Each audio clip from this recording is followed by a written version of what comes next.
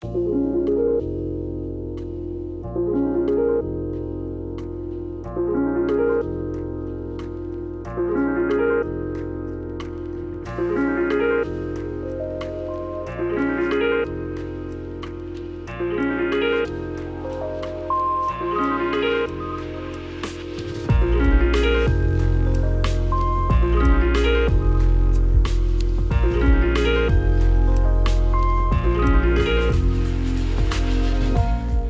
folks, and welcome to episode 228 of the Noclip podcast. It's a Crewcast. The whole sausage factory is here in effect. Jesse Grasha, how do you like your sausages? How do you like them? Sauerkraut, mustard, yeah. Some jalapenos if they have it on a nice sesame seed bun. Wow, amazing. The hamburger hot dog bun. You're like the why not both little girl. Exactly. Of Taco Bell fame? No. Have you had Taco Bell chicken nuggets yet, Frank? No, but I'd be down to try them. I like anything Taco Bell. Old El Paso, sorry. Yeah. Old El Paso, beautiful. Yes, that's the only tacos I had in Ireland for the first, 10, 20 years of my life were Old El Paso hard shell tacos, just like the Mexicans wanted. Jeremy, what's your favorite Mexican food? My favorite Mexican food is Sophie's choice, bitch. Probably an enchilada, maybe a chimichanga. Although I am also a fan of the El Paso marketing technique where they just say the bright yellow box of Old El Paso as if to say, this is what it looks like when you go to the grocery store. It's fucking, you can't miss it. It's like a traffic cone, except yellow. What's a chimichanga again? I always forget what that one is. Isn't it chimichanga? I haven't had this since I was a child. The thing with Mexican food is it's all burrito. It's like an enchilada that is deep fried. A deep fried burrito, common in Tex-Mex and other southwestern U.S. cuisine. There you go. Oh man, I gotta get a chimichanga. Gotta get me one of those. I got a chimichanga. Chimichanga because it looks like a big blunt. Because it's what you would eat after you circle. smoke enough that Cheech and Chong would smoke. Exactly. Probably. When I lost my class president election in 5th grade, I was so sad that my parents took me out for Mexican food, and I got a big chimichanga. And then the girl who beat me and became the class president came to the same restaurant to celebrate, and she sat at the next table over. Oh man, this is awful. Brutal. Oh my god, that is terrible. Was she like the preppy popular girl, or you were like the vote for Pedro boy? yeah, kind of. Yeah, that's accurate enough. Except you didn't win. You needed to tell them that if they voted for you, all of their wildest dreams would come true. That's true. I think I said I took a picture in my uncle in upstate New York was fixing up like an old Cadillac, so I took a picture in like an old 1967 gold Cadillac DeVille and was like, vote for me, and I didn't really have a platform. That was I was in a nice car. They were like, yeah, let's vote for this guy. He's got a that is a sick nice car. That's what you need, I guess. Man, I'm sorry to hear that. We had an unelected student council that was done by the school for some reason. I think they had elections and it was just started fights and stuff. So they just picked some lads to do it. And I was one of the lads. And then all the older boys aged out. And I managed to politic my way into being the unelected student council head. Which I wielded my power. You House of Cards your way into that. You were the Kevin Spacey of your school. Before all the other stuff. Sorry. Exactly. I got my buffalo wings in the morning and plotted how to take down the whole school system with my southern accent. You can do it. That's what I believe you can do it. Exactly. Yeah. Thankfully, my career has gone a little bit better than Kevin Spacey's. We're here to talk about video games, folks. That's the job at hand. That's all of our careers here at Noclip for now. I'm not saying that because Noclip's shutting down. Noclip's doing great. I'm just saying that our second channel is currently called Noclip Crew in brackets for now, which is making a lot of people. It's very ominous. Titillating. Yeah, it is a bit ominous, isn't it? But yeah, we're stepping into the game. But here on the Crewcast, it's the same as usual. We're here to tell you about a bunch of goddamn video games. Probably a bunch you have played, and many you haven't. I would say this week might be one of the most you've probably not played these games. We've had in a hot minute. We're going to talk about Deliver at All Costs and the Precinct, the sort of the double header of your isometric car game, I guess. kind of indie, not indie, what double A. I don't know what we call these games without being derogatory. You know what I mean? Like, you know, whatever. Those types of games. We're going to talk about some indies. Formless Star, the to a T demo is up. The new Keita Takahashi game is coming out next week. I will not be able to talk to you about that, Jesse, because I am currently playing something that is embargoed for that exact day. Riff, we're going to be chatting about as well. Jeremy has played Outer Wilds Echoes of the Eye, which I'm very excited to talk to him about. Yeah. We'll give you a big spoiler section for that one, folks, so you can tune out. We'll probably do that last here, and a bunch of other stuff to talk about as well. How was everyone weekends? Did you guys get up to much? My parents are in town, so we kind of just, did some Petaluma stuff, went to Oakland, enjoyed the sun. It's hot here at the moment. What was like the traditional, like, this is their first time in California, right? So what'd you do to be like, here it is? You know what I mean? Chimichangas, man. That's what we did. That actually would be a pretty good move. You're right. We haven't had Mexican food yet. My wife made some last night, but we haven't gone out for it yet. What do we do? We went to Oakland on Friday because my in-laws are, we'll try not to read into this too much, but they decided to go on vacation when my parents were in town. So we'll see. I don't think there's bad blood there, but who knows? So we went to visit them in Oakland. We went to Children's Fairyland in Oakland. Jeremy, you probably weren't. You've never been in there, right? You need a kid to go in. No, I've begged at the gates, and they said, "Listen, man, it's getting weird. Where's your you gotta child? leave." Exactly. Yeah. Here's a child. You tried to like walk in with some other parents. Like your child was like screaming. I was like, "Just shut up. We'll go on the rides. I'm gonna fucking pay for it. Call me uncle." Don't. Yeah, it's like apparently that and Tivoli, which is the place in Copenhagen that we did not go to, Jeremy, but it was not to be confused with the Rivoli, in case you're getting your Nirvana the band the show ears are picking up. Tivoli is that like garden in Copenhagen. We didn't actually go to it, but we passed it a bunch of times when we filmed the IO Interactive stuff. The two of those were the inspiration for Disneyland from Walt Disney. So Children's Fairyland is it's an old ass place. We went there and that was fun. We went to get some food, showed my parents all the places I lived in Oakland, all that stuff, because they'd never been over here. And then we've done a lot of drinking actually. There keeps being parties in people's houses and like events, and it keeps being like, oh, we're once again, like there was a thing for the school on Saturday night, and we had like they were just giving out free champagne and shit. And my parents were like, oh wow, you guys drink a lot here in wine country. I'm like, apparently so. So yeah, a lot of chilling out, a lot of watching sports at weird times for my dad. That's been fun. We watched the hurling, the Irish sport. We watched that at like stupid o'clock in the morning. With a stiff drink. Yeah. You want a mimosa? That's what we invented the mimosa, so we could drink on a weekend in the morning and it be publicly acceptable. Yeah, and you can totally do it until you throw up. Exactly. It's great. You go to brunch and there's like a table of 6 women just knocking back mimosas and then throwing up the pizza that they had at 10 in the morning. Acceptable. It's so okay. Binge I'm not an drinking. alcoholic. Yeah. I just love brunch. Okay. Right. I fucking love orange juice, man, so much. I just can't get enough of it. Put some bubbly in there. Why not? Let's get going. So yeah, it was good stuff. We've chilled out now because my dad's in his late 70s, so he's like, Jesus Christ, can we just slow it down a bit? So yesterday we just hung out here. I think we're going to go out to the coast later today after the podcast.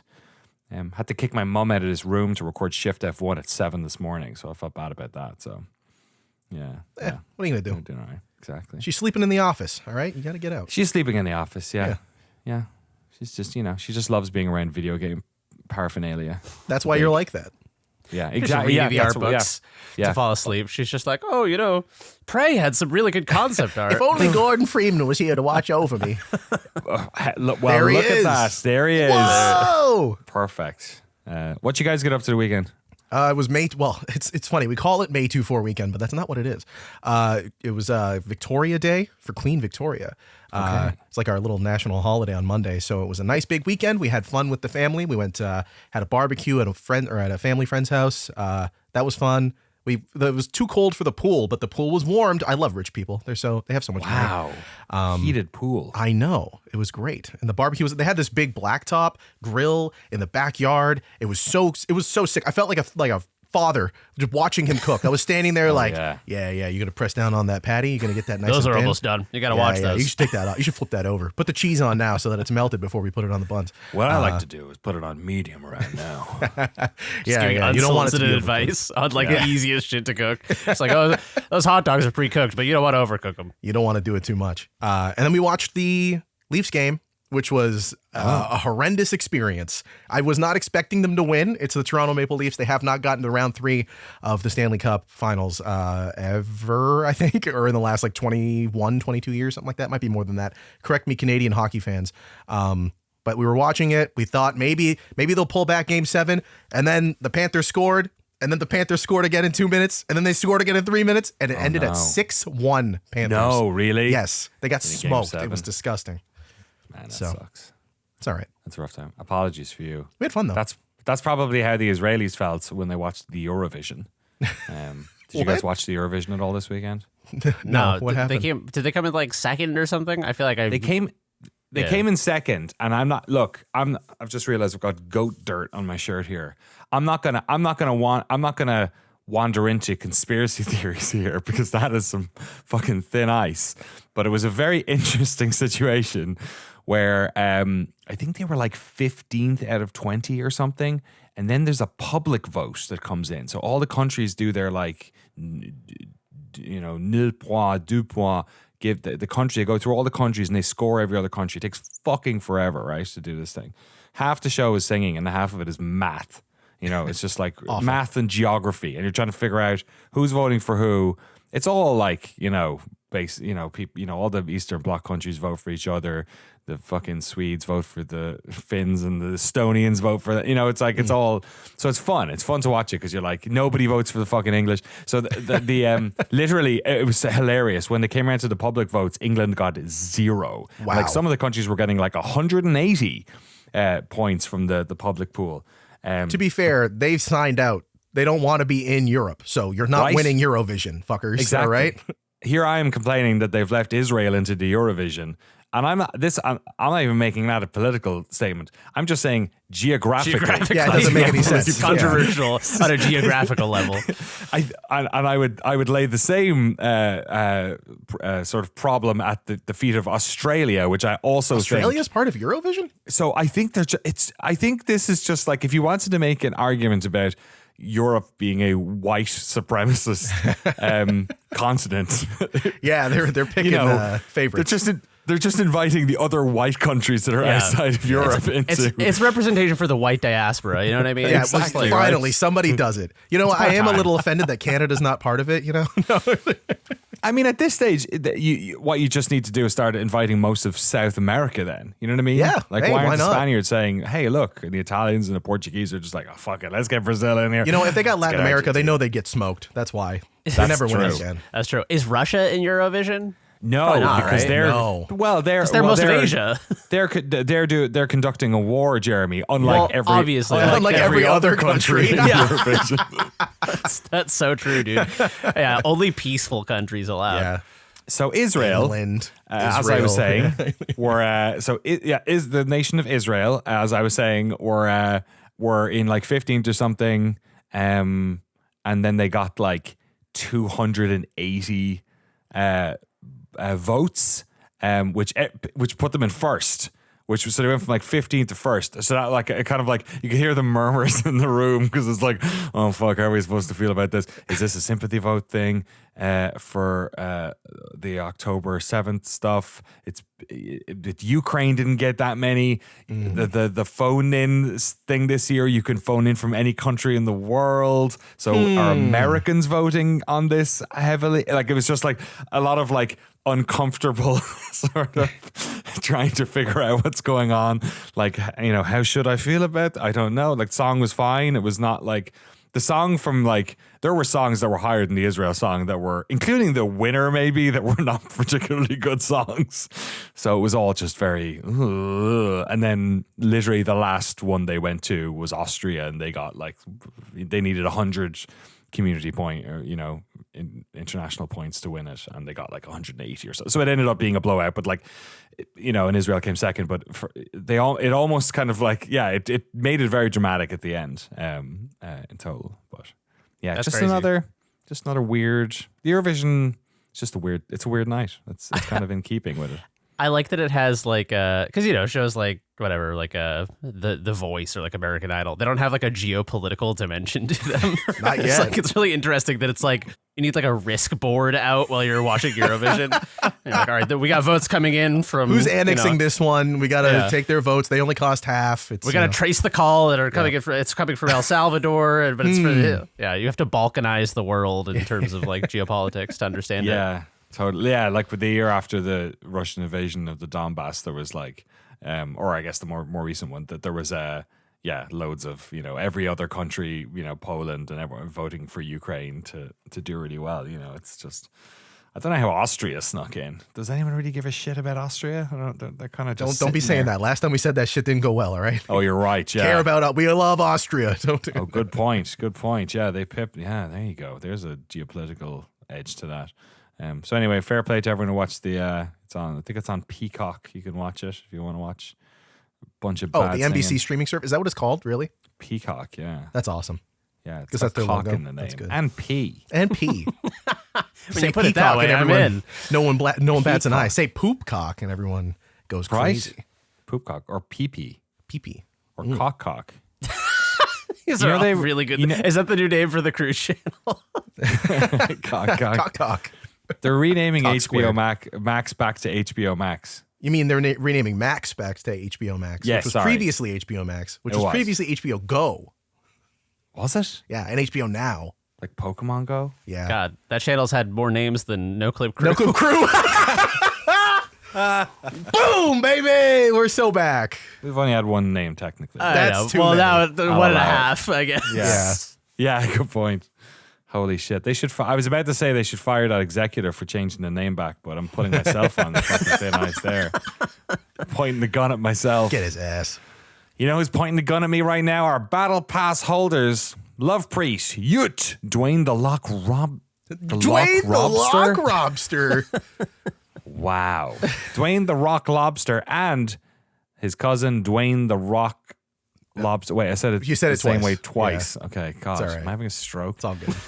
Oh, Lord. Don't Anthony joke like that. Thomas, Nico Passateri, It's a Me Ferrario, Penelope Hayes, Senator Armstrong, Harry Flanagan, Juice, Arno, Matt Pearson, James Brown, Mark Rojas, Tucker Morgan, David McGarry, Goddison, Sven Huster, Pez, John Akers, Ewins Nate, Tim Robinson, Farvis Pruitt, Jonathan Kremen, Eric Hamilton Schneider, Christoph Fetui, Cameron Laird, Zachary Snader, Alex Goucher, George Sagotis, Jacob Godserve, Entheogen, James Med, Tohir Tiliev, and Ryson. Thank you all so much for your incredible support over patreon.com/Noclip. We're not here to talk about Eurovision anymore. We're here to talk about video games. Video games. Let's start with Frank. Let's go first with you. You have played The Precinct, which is a game that I talked about on here, I think. Or maybe, was it a Next Fest video, Jesse? Yeah. Next Fest, yes. And on Okay, here. yeah. This is a isometric. It's a game where you get to be a cop. You get to do police person things and stuff like that. We're all fans of cops here. Back the blue. Jesse's nodding. If you're not on the YouTube he's channel, not. what do you make of the Precinct? Frank, this is one of two isometric car games we're going to talk about today. Let's see which one wins. The Precinct. You played the first couple of hours. What do you make of it? Yeah, I was like really curious about this game. The look of it was isometric. I'm always interested in like cop simulator games, like even like Battlefield Hardline, because I'm so curious of the tone. Like, are they aware of like how shitty it can be and all that stuff? And like Battlefield Hardline completely is like so tone deaf. This game I feel like is a little cheeky. This feels almost a little bit like The Wire. Like even when you're going through like the opening missions, the cops are all kind of grumbling about like desk work and budget and things like that. And it's like, oh, okay, like it's a little bit of the same Wire tone of like shit rolls downhill. And like you're a rookie cop, but your dad was a famous cop who got killed in the this is all like the opening stuff. And they're like, we don't know who did it. Don't worry about it, kid. Keep your nose down, hand out tickets. So it's like, okay, there's corruption. So I think the game was produced in the UK, but this game, everyone has such a thick like New York accent. It's like it's not as cheeky as Rockstar stuff, but I think it's in the spirit of like the OG Rockstar stuff. So like I was playing the first hours just sussing it out. It's like, oh no, this is funny. Like in like police pursuits, you can run over civilians and there's no penalties. And it's like, oh, okay, great. Like so again, that's something R2 games share, apparently. Yeah. So it's like as soon as I was playing the game, I was just testing it. Like, what happens if like you're handing out parking tickets? If you shoot a civilian on the street, it like fails the mission and you restart, but the checkpoints are generous. It's unrealistic. Yeah. No, I was trying to see like how far can you go with police brutality and things like that. When you arrest people, you can't hit someone like 1 or 2 times with a nightclub before you like get like. Fail the mission for excessive force. You can be rough, but not too rough. So the premise of the Precinct is you're a cop. I'm still in like the opening stuff, which I think is still hand holding a lot of like, here's a high speed chase, handing out tickets, shooting cops, whatever, or not shooting cops, shooting bad guys. So I like this game. It is isometric. It when you're doing like combat, you can get into cover, and it almost looks like XCOM or one of those type games. It's not tactics. Like it's not turn-based or anything. No, but it's the same viewpoint. People are taking cover and like, and so the combat is that the shooting's pretty good. Is the opening mission still like a bank job where you murder a bunch of people? Yes, I found that for a game that was like, we're going to giving parking tickets and stopping drug dealers for like a chunk of it. The opening of the game has a lot of like you killing people and then like being a helicopter pilot. Have you done that part? Yeah. So the opening is like an extreme mission, and then the second mission is you giving out parking tickets, and then I think the third is like a drug bust, and then I don't know if the game has like open patrol mode. That's what I'm hoping to get to. Right. So I do like this game. Even the parts where you're giving out parking tickets, it's asking you very specific questions like is it because they're close to a fire hydrant? Have they not refilled the meter? Are they parked in like opposite ways? So the game is like very guided in terms of like it always says where the objective is. LA Noire, I like the like world of it, but like I feel like this game already is so much like easier and more fun to play than LA Noire. I was not interested. Strong state. You're not a big LA Noire fan. No, I'm not. Like I don't want to do puzzles. I don't want to solve riddles. I just want to like run around. You want to decipher faces where people are like, I'm not lying. Yeah. You are early, so you might still be in tutorial land. That's the thing. Well, you'll have to report back once you've gotten out into the sort of wider world. And that's what I'm eager to do. But like this, so I feel like this game, the vibe of it does feel like early GTA, like the old school ones, which is like, okay, this is kind of silly and chaotic, and the game is like kind of self-aware and.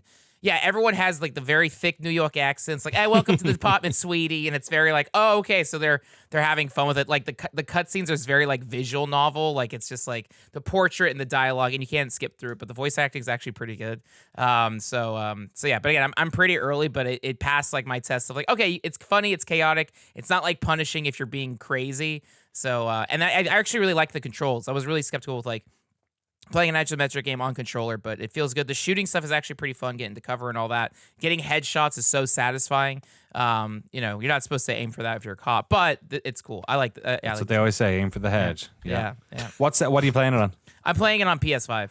Oh, cool! Excellent. Yeah, and so I think it's on all the modern platforms: Xbox, PS5, Steam, and all that. Excellent. Let me just talk about Deliver at All Costs then, because it's kind of weirdly in a similar kind of wheelhouse. I think reviews started coming out for it today. I was thinking about doing a quick look for it, but I think talking about it here probably will be enough. So Deliver at All Costs is a game where you are delivering stuff. I would describe it as a like physics arcade racer.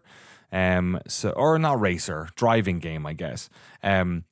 So you are. The story is pretty hands-on, and I'm not sure if I'm in love with the story. It's maybe it goes somewhere. There seems to be some subtext to it, but basically you're a guy who arrives in this town and he needs a job and gets a job as a delivery driver at this thing. There's definitely something going on under, similar to Frank's one. There's an early mystery that I'm assuming the story is going to move towards. But you get a car and you are basically using this car to deliver stuff. So it's less like Crazy Taxi where you are doing quick job. Each day has like, I don't know, 2 or 3 different set missions that you do. It is set in an open world. It's sort of like 6 different biomes connected by tunnels that you drive off screen. It loads another neighborhood and you go into that area. So there are the set missions you do, but then you can do free roam stuff like there are some side quests that exist in the world, and for those you get blueprints that can you can update your car. There is lots of these yellow. They seem to have like self-awarely done the yellow paint thing, because there is yellow paint when you can climb up walls, but there is like a bucket of yellow paint and like a paintbrush left beside them in a lot of places. So I think that they're like self-awarely doing the climb here yellow paint thing. There's also a bunch of crates with yellow X's on them, and those have like $10 in them, which adds to your allowance, and you can use that to buy stuff for the car or buy parts for the upgrade. So there's a sort of an upgrade tree that goes along with that, and that can be anything from a silly sounding horn to the ability for you to press a button and it just opens up the doors and the hood of your car, which you can use to fucking yeet people into the next road over. It's pretty fun. So that's what you're doing, is you're mostly doing these set missions unless you're exploring the world and stuff like that. Everything is fucking destructible. So this is kind of what I was talking about when I was saying about how Stunt Derby, it was cool that we put the boxes on the road, because games like Wreckfest put all the interesting destructible shit off the track and you were sort of disincentivized to touch it. In this, everything you crash into fucking falls apart. You can smash into people. They might get hurt. You never get in trouble with the police or anything. They might chase after you though and start like chainsawing the back of your car, or like try and kick your wheels so you get a puncture and you have to like run outside and press a button to make the wheel go back up. Everything falls apart. Like you can drive through brick walls, you can drive through houses and the houses fall apart.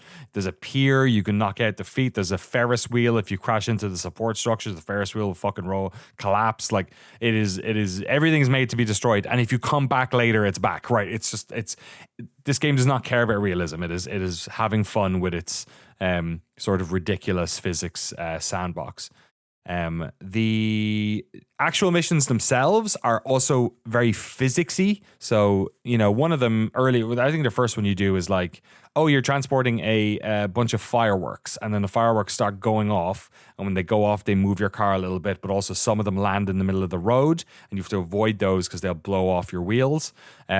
There's one where you have a massive, like 30-foot marlin that you have back in the back of your flatbed truck, who's like, it's still alive, and it's like back flipper is like flicking all the other cars and making you move as you're going. And you have to do a bunch of ridiculous things. Like this guy wants to like present this marlin. So you're like, it looks too dirty. We have to paint it. So you have to bring it to a paint shop and use your like winch to put it up on the paint thing and then bring it back. But the marlin gets angry because it's hungry. So you have to drive through like pots of rotting fish that are off the side of the road to make the marlin happy so it doesn't jump off the back of your truck. It's just like, it's slapstick nonsense. But the actual aesthetic of the game and the world is like this 1950s kind of noirish vibe to it. Which I'm not sure if it feels at odds with it. I'm not sure why. I guess it grounds it, it gives it like a sense of place and stuff that I think is interesting. Maybe it's that I'm not a big fan of that aesthetic necessarily. I don't dislike it, but it's not particularly interesting to me. It's a lot of people dressed up in that thing. I don't know if I associate it with slapstick or physics. You know what I mean? Like it's not necessarily that. It definitely gives it a unique feel, which I think is important and cool. But yeah, it's not it's not necessarily tied to the game's themes. I guess it would be before they had like stronger regulations on driving and vehicles. Nobody wore seatbelts back then, so it was okay if people careened out of a vehicle in a 1950s That's game. True. I haven't had that happen yet, although there is an upgrade for airbags, so I'm not sure what that does necessarily. You really have to fuck your car up for it to break. Like drive it off. There's a volcano in the middle of the level, in the middle of the island. It all takes place on an island. There's like a volcano in the middle. At one stage, you have to I got a side quest that was like a haunted car that basically was just like, go, brr, brr, brr, its doors were opening. It was like flipping around. It was trying to get me to crash it. And the only way you could win is by driving it into the volcano and like double tapping Y so you jumped out as it fell into the volcano. That's so, awesome. It's like silly stuff like that. Yeah. So the missions are pretty cool. The story, I'm not necessarily massively into. I'm still finding myself sort of not skipping cutscenes, but like tapping the analog stick to kind of get through them. But yeah, I find it to be fun, and it is a very good Steam Deck game. I like it on the Steam Deck. The whole thing of it actually reminds me a little bit of that one you recommended me, Jesse.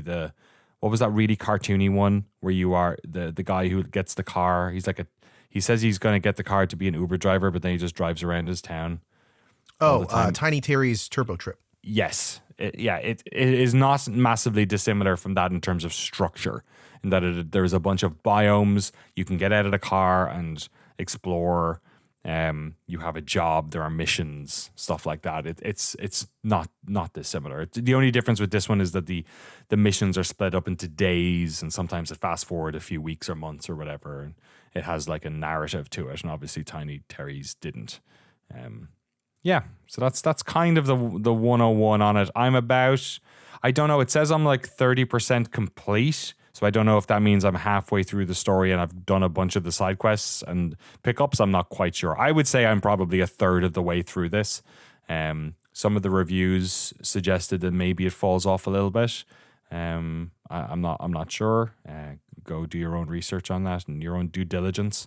But yeah, it's good fun. I'm enjoying it.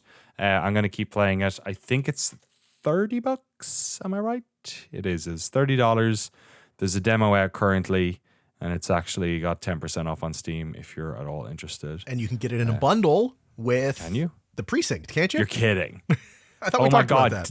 The Delivering Justice bundle. Yes, you're right. Yeah, there we It's go. a great name. 5% off, the two of them together.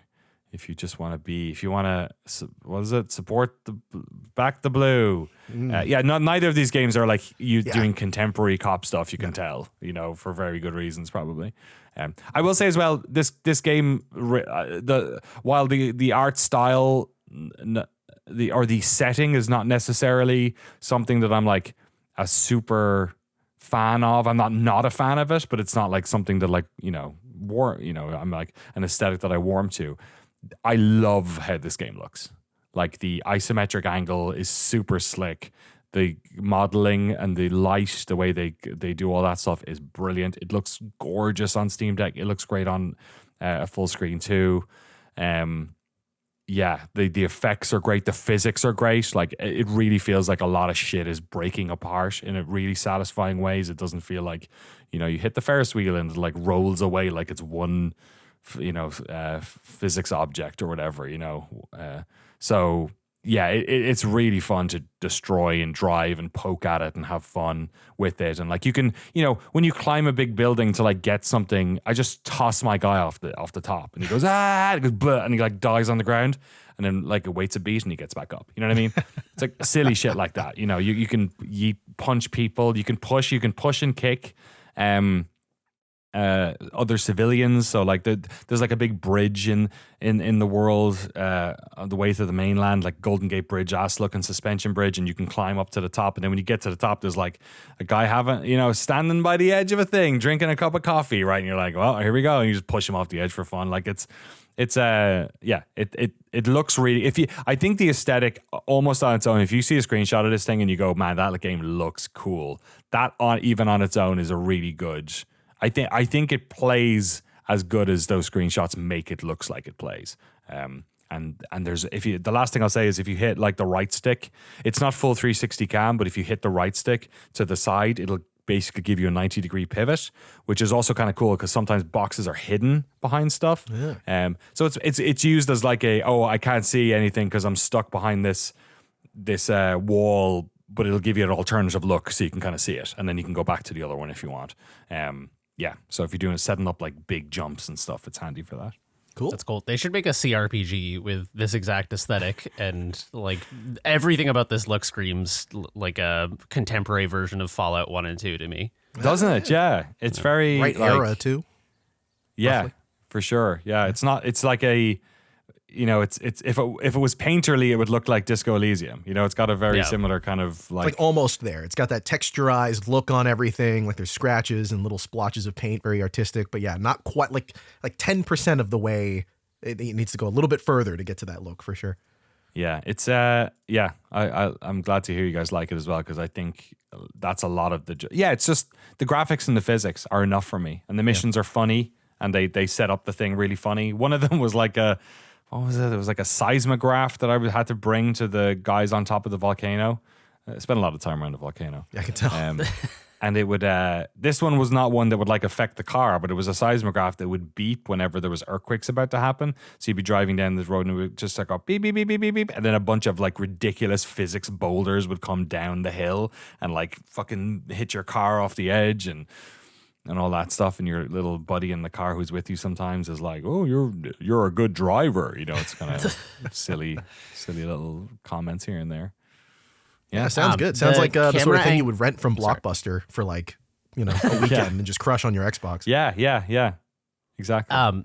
The camera angle is also an interesting choice for a game design reason, which is that because everything is destructible, I feel like if you had fuller visibility of everything, it'd be easier to dodge a wall that you're driving straight at, but you can't see because you're staring like almost orthogonally straight down at the car. But it also does like, how when you see tilt shift photographs of like a real city, it looks like a toy city. I always feel like isometric and orthogonal cameras, like they give that sort of toy box effect to it. And I feel like because the destructive physics of the world in this game is sort of like one of the main features, they're giving it this very like it's not zooming in and focusing on the car like a GTA does or something. It's zooming way out and being like the world is kind of the focus, not just the car. Yeah, and I'd love to talk to the designers about that, because that's a great point, and it reminds me of two things, which is that one, when you crash into stuff in this game, it doesn't slow you down all that much, so you really feel like you don't feel like you're constantly trying to avoid things. I also think the road design is probably doing a lot of work here, because when you're playing Sonic and like Sonic is really fast, but you really can't tell what's coming next. That game has a real problem with, oh shit, like I'm about to hit a wall or like an enemy or something, and I saw it too late. You're like flying in this car sometimes, and it's in the middle of the road and the camera is zoomed out a bit, but because it's orthogonal, you're not seeing down the road. So you really don't know what's coming next. And I think the traffic and the turns that are in this game are long and consistent. So you can kind of tell, okay, I'm turning this way and I'm going to keep turning this way and then it'll straighten out. The roads are on a grid. Sometimes they're diagonal of 45, sometimes they're like closer to a 90, but they're also fairly consistent. The game also has this system when you're doing the missions where it has like little yellow arrows will appear on the road to kind of nudge you and go, okay, you're going that way. You're going that way. So you're not looking at your mini map the whole time. You're not trying to glance up at a mini map or anything like that. And then it does a very smart thing where sometimes the arrow will be like kind of red and white. And that means, I'm guessing, I intuitively sort of understood probably what it means. And I think this is what it means, that like, oh, this is another way to go, but it's actually a little bit dangerous. Like it might have a jump, it might have some dodgy roads, and you might have to smash through something. So that's really good. It kind of nudges you. It kind of goes, okay, go here, go here, go here. And up till this point, I know there are some missions that have like timers in them and stuff, but up to this point, most of the missions I've done have been very like you would die in them, but the game has such a light punishment for death. It just kind of respawns you and the car is fully healed again. That none of them have been like, they've been tricky to do without dying, and the game does kind of rate you on how you did, but not so hard that it's really annoying and you're having to do them over and over again. So hopefully that's the case as I continue. But yeah, it's good stuff so far. Yeah, Nice. Deliver at all costs. Like you said, Jesse, I don't think it's gonna be in my game of the year discussions or anything, kind of like Tiny Tim, Tiny Tim, no, who did not die. Right. Yeah, Tiny Terry's Turbo Trip. Yeah, Tiny Terror's Turbo Trip was one of my favorite games that I enjoyed playing. I think it was last year, but I wouldn't have necessarily put it in game of the year. Yeah, you know what I mean? For sure. Yeah, I wouldn't like. It's not touching me in that way. You know what I mean? Similarly, I think this is a really well put together game with a lot of interesting ideas, and the core thing that it's trying to do, it does very well. And graphically, it just looks beautiful. Sometimes that's all you need. It's just a fun video game that just executes its goal very well, and it's not setting the world on fire, but it is absolutely a good time. And that's sounds like what you're getting here with the deliver at all costs. Yeah, deliver at all costs. Go check out a demo if you want yourself. It is coming out the day this podcast goes live, I believe, or it came out the day before on the 22nd. So check it out if you're interested. Cool. Moving right along, Jeremy, you're going to do a quick look for this one. But please tell us a little bit about Formless Star. It is an itch game, right? Yes, this is a game that's taking itch by storm. This is a game by developer Splendid Land, whose name is Samanthuel Louise Gilson, who also made a fantastic game a few years ago named Franken that you should also check out. I'm not going to be describing two games at once, but also go play Franken. So Formless Star is I guess you'd call it like an RPG. I think it's one of those games where giving it like a genre designation kind of is limiting on what it actually is. But it, for all intents and purposes, it presents as like a pixel art, kind of like retro looking RPG. But this is a game where you work for a company and you land in a little interstellar pod on a distant planet, and you just like catalog all the weird creatures that live there. And this game is so fucking charming. I was trying to think of like what it is about this game that made me love it so much. And it's a million different things, but I think the primary thing is that it's very tender. It's it's a very rare sort of like emotion in games. And I think people really value it, but it's not a term I hear very often. I think like the Yakuza games, for example. I think a lot of people are like, wow, the storytelling is so great. The characters are so great. But I think that the thing that connects with people so much is that behind the sort of like the facade of like tough Yakuza guys like fighting and beating each other up, there's like a real tenderness, like a really sincere sort of like connection between characters. They act in a way that like with vulnerability and compassion, and I think it's a difficult thing to capture. And I think that Splendid Lands games have like a real sincere sense of tenderness that reminds me of like Lovedelic, the developer who did Moon RPG, and then kind of like splintered and did a bunch of other stuff. I believe I think Tulip is one of the spin-off like studios, and maybe like Chibi Robo, I think. Cool. But anyway, just these kind of like very sincere, like love-filled games. But anyway, so Formless Star, you land on this planet with your crew, and you go around, and it is a procedurally generated landscape, hence the name Formless Star. It's like this, it doesn't have a discrete, definite form. Every time you step off the ship, it procedurally generates all the tiles and all of the biomes and this whole landscape. And the landscape is filled with all of these weird little animals. And so you go around cataloging them. And as you find each one, it plays like a little unique noise. It gives you a little sort of like Pokédex description of that creature and like their background, which they're all like, the writing in these games are Franken is one of the funniest games I've ever played.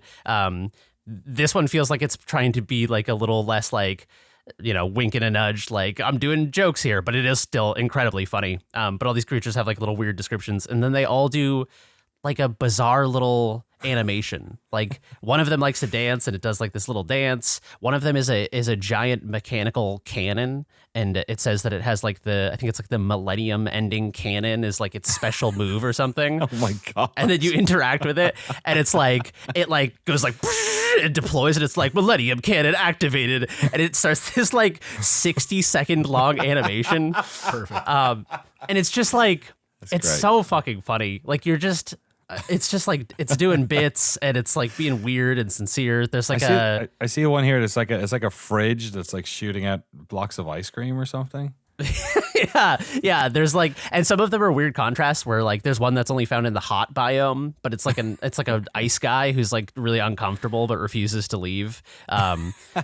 So yeah, you're kind of just like going around and finding little guys and meeting dudes, yeah. And like sometimes that's enough. Is just like experiencing this world. You also you have like cohorts, like companions that work with you who are also on the planet. You can see out and about, and you can go back to the ship. And there's like an android that cleans up the ship named Fandroid, and you can just like kind of do whatever. You can call back to base, and you have this very like neurotic boss who constantly forgets who you are, and you call him and you're like, hey, I'm just like updating you, and he's like, oh, are you like my Uber driver? Are you outside? Oh, it's you. Never mind. So it's just this very sort of like funny, sincere little game about exploring a planet. And if you play this game, it is about 2 hours long to get the true ending. I highly recommend you find every single animal in the world, because the true ending of this game is probably my favorite like narrative thematic moment in a game this year so far. I think it's like one of the most beautiful, sincere endings to a game I've ever seen in my life. Formless Star. You're going to do a quick look as well. It's not a long game, right? So yeah, what we'll is that, probably a couple do of hours. Yeah. I think we'll probably play like a quarter of it in 30 minutes, but Cool. yeah, it'll be fun. I think it's a difficult game to describe because it's very much just about the sense of place and atmosphere playing this game. So I think the quick look will do a better illustration of why it's great. But highly recommend this game. It is on itch by Splendid Land. The name is Formless Star. Terrific. Name your own price over there, I'm guessing. Yeah, but throw some money. What do they say in The Witcher? I've never played The Witcher. Throw some coins at The Witcher. Toss a coin to That's your the show, Witcher. I think, right? That's not. I don't think that's in the lore. I've never seen the show either. Oh well, that's Throw fine. You don't throw have some to. bills at your dev. There you How go. about Dollar it? Yeah. bills. Throw y'all. some- I think in Deliver at Cost he says dollar bills sometimes when you pick up the dollars if you drive through those boxes. So Fun. which seems not era appropriate if I'm honest, but whatever. The phrase dollar bills is not era appropriate. From the 50s, Yeah. I don't know. Did When they is not have dollar the dollar origin? bills y'all is kind of where I go with when he Oh. said the way he says it. It feels a bit more contemporary. Oh, okay. than- I don't know, maybe not. Who am I to say? I'm no You were here America- in the 50s. It's fine. technically American or somebody who was in the 50s exactly. Jesse. Yes, see. Oh, that was good. Thank you. You got two games to talk about here, probably briefly, I'm guessing, with the games here. Yeah, fairly quickly. The one is pretty straightforward, and the one is just a demo for a game that's, you said, out next week. The new Keita Out next Takahashi week. game. So I'll talk about Riff first, which I'm going to mess up the name of because it's so close. Yes. Riff. I feel like a dog every time I say it. Riff. New game from Adrian DeYoung. Very, very good. Fun, silly little game about it's a tower defense style game, but it's a lot more strategic than most of those. So this is like a top-down sort of isometric angle tower defense game, but it's not like a grid tower defense like Bloons, or like you're not placing your little monkeys on a grid. This is more strategic and thoughtful, I think, in the way that you set up your units. Because typically in tower defense games, I don't get down with them too much because like it turns into eventually just like maximizing numbers. There's not a whole lot of thought to it. It's just like, just put this here, find the curve, place them make your dead zone. Yeah, there's not much artistry in them. Yes, usually. It's exactly. It's very logic, min-maxing your stuff. Yeah, which, I can find some joy in once or twice, but eventually you're like, okay, I've played one of these, I've played a million of them. There's like 17 Bloons tower defense games. But this one, I actually have had a lot of fun playing, and in the least mean way possible. I've been playing it while watching Next Level Chef, because it's the perfect second screen game. Again, not an insult. You could totally focus very, very distinctly on this. It sounds like Next Level Chef is the second screen. That's in this true. situation. Good point. Okay. Yes. I do just look up and watch Gordon Ramsay yell at people, which is quite fun. That show's awful. It's so much fun, but it's terrible. But anyway, this game, on the other hand, quite good. So yeah, like I was saying, it is a tower defense game, but not in a grid. So basically you're in these individual worlds. You start in this sort of overworld area that's like very green and black. It looks very computery, and like you get your upgrades there. And you go into these portals that warp you, rifts perhaps, that warp you to these areas. That'll have really good like pixel art. They're all designed really well. The colors are very nice. The whole thing is very juicy. The sound effects are great. Like all the animations, there's so much little detail in like every single thing on the screen. Yeah, how would you describe this? Because I think pixel art might sort of conjure up something closer to Yeah. what Jeremy was talking in the. That's a good point. This, I mean, to me, it looks a lot like a game that I've just realized is in a bundle with this, which is Thronefall that I talked about at the end of last year. Yeah. It's kind of Thronefall's more 3D though, right?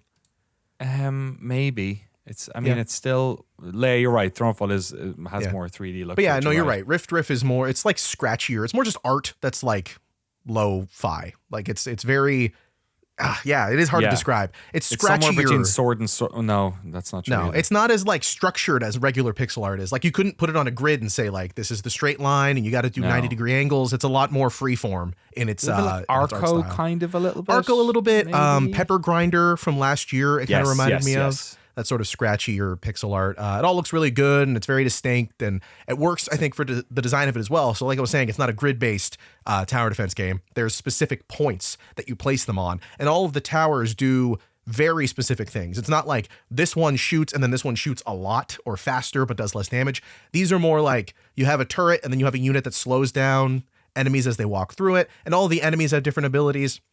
Like some of them will come in packs, or like, it's a tower defense game. It's all pretty straightforward, right. But they go on the strategy level, like on a whole different wavelength. Because again, there's no grid. So like sometimes they'll have obvious straights that you can see, or like the way that the level is designed is you can see there's like a point in the middle and then a bunch of places where you can put your units, because like you can only place them in very specific points. They're like little black dots on the map. You control a character that walks up to them, and then you pick where you want the unit to go. You build it. It's all pretty straightforward. You have like limited resources that come back over time throughout the level. They're all produced by your tower that you're trying to defend, and you can only pick like 5 units to build on the map at a time. Or well, it starts with 3 and then it goes up more and more as you play more of the game.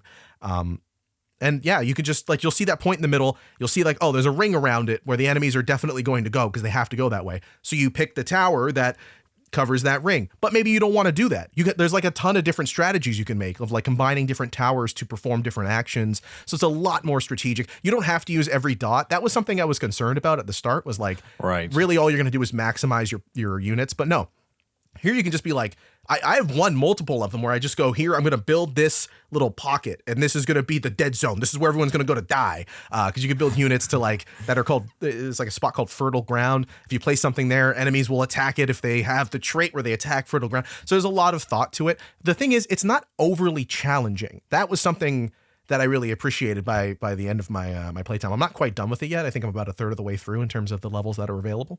But I never really found myself struggling too much or feeling hampered by it. Like I never felt like I was like, oh, I picked the wrong units and now I got to restart. It was like you have opportunities to restart a wave or restart the whole thing if you want to, and try different strategies, which is fun.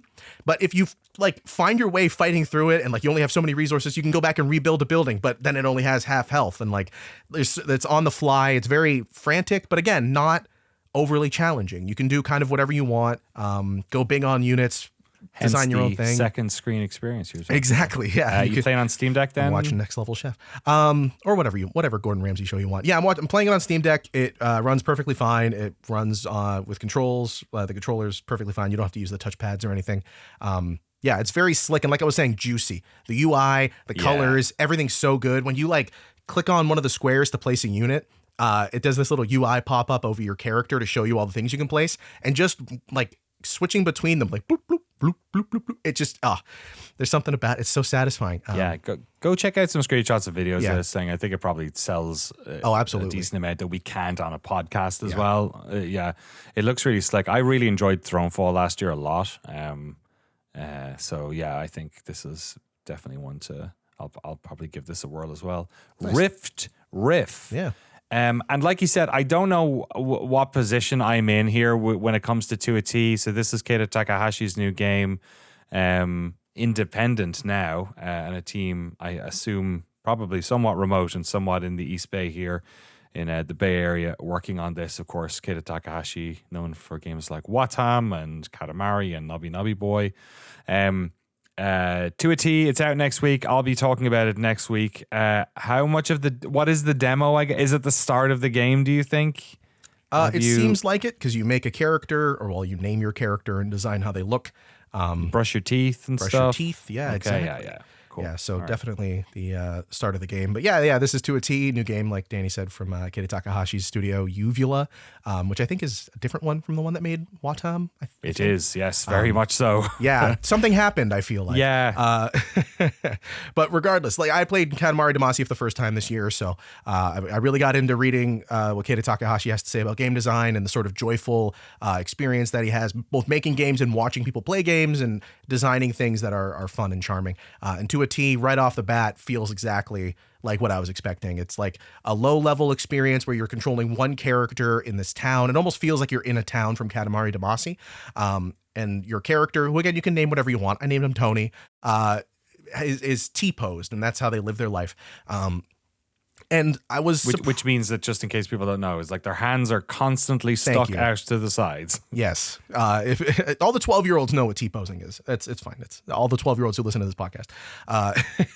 The kid that you're controlling lives their life like that. And the interesting thing, I think, is that the story is about sort of like living with that as a disability. Like, how do you navigate the world with that, stuck in that position? How do you brush your teeth? How do you eat food, right? And it finds this way to bring out this, again, like Keita Takahashi's games in general, find this way to bring out this childlike wonder and joy in the simple things, like brushing your teeth or washing your face. Like, how do you do that with that limitation on your body? How do you control in that way? And then also, like, narratively, it kind of dives a little deeper on that, I think, than I was expecting it to. Again, the games are very, like, heartfelt and joyful. So to play this, I was like, we're so back, baby. We're going to do funny things. And then, no, it's like, that's hard, isn't it? It's very sad to live your life like that. And the way that society treats you and that sort of thing, which I thought was, presented very well. I'm not super far into the demo. I don't think there's much more than what I played of it, but probably not. Yeah, you start out pretty quick. You get dressed, you pick your outfit, and you have to go to school, and you meet a giraffe who makes you a sandwich. Like, if you describe what happens in this game, you're like, okay, that sounds like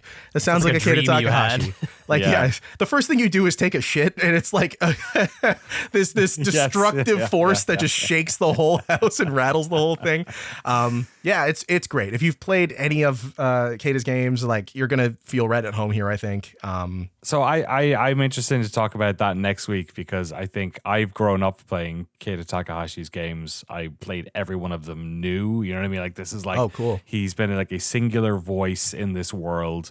I think the first one I got into was one of the Katamaris, and then there was obviously Nabi Boy Watam. I'm definitely missing something here, I feel like, maybe.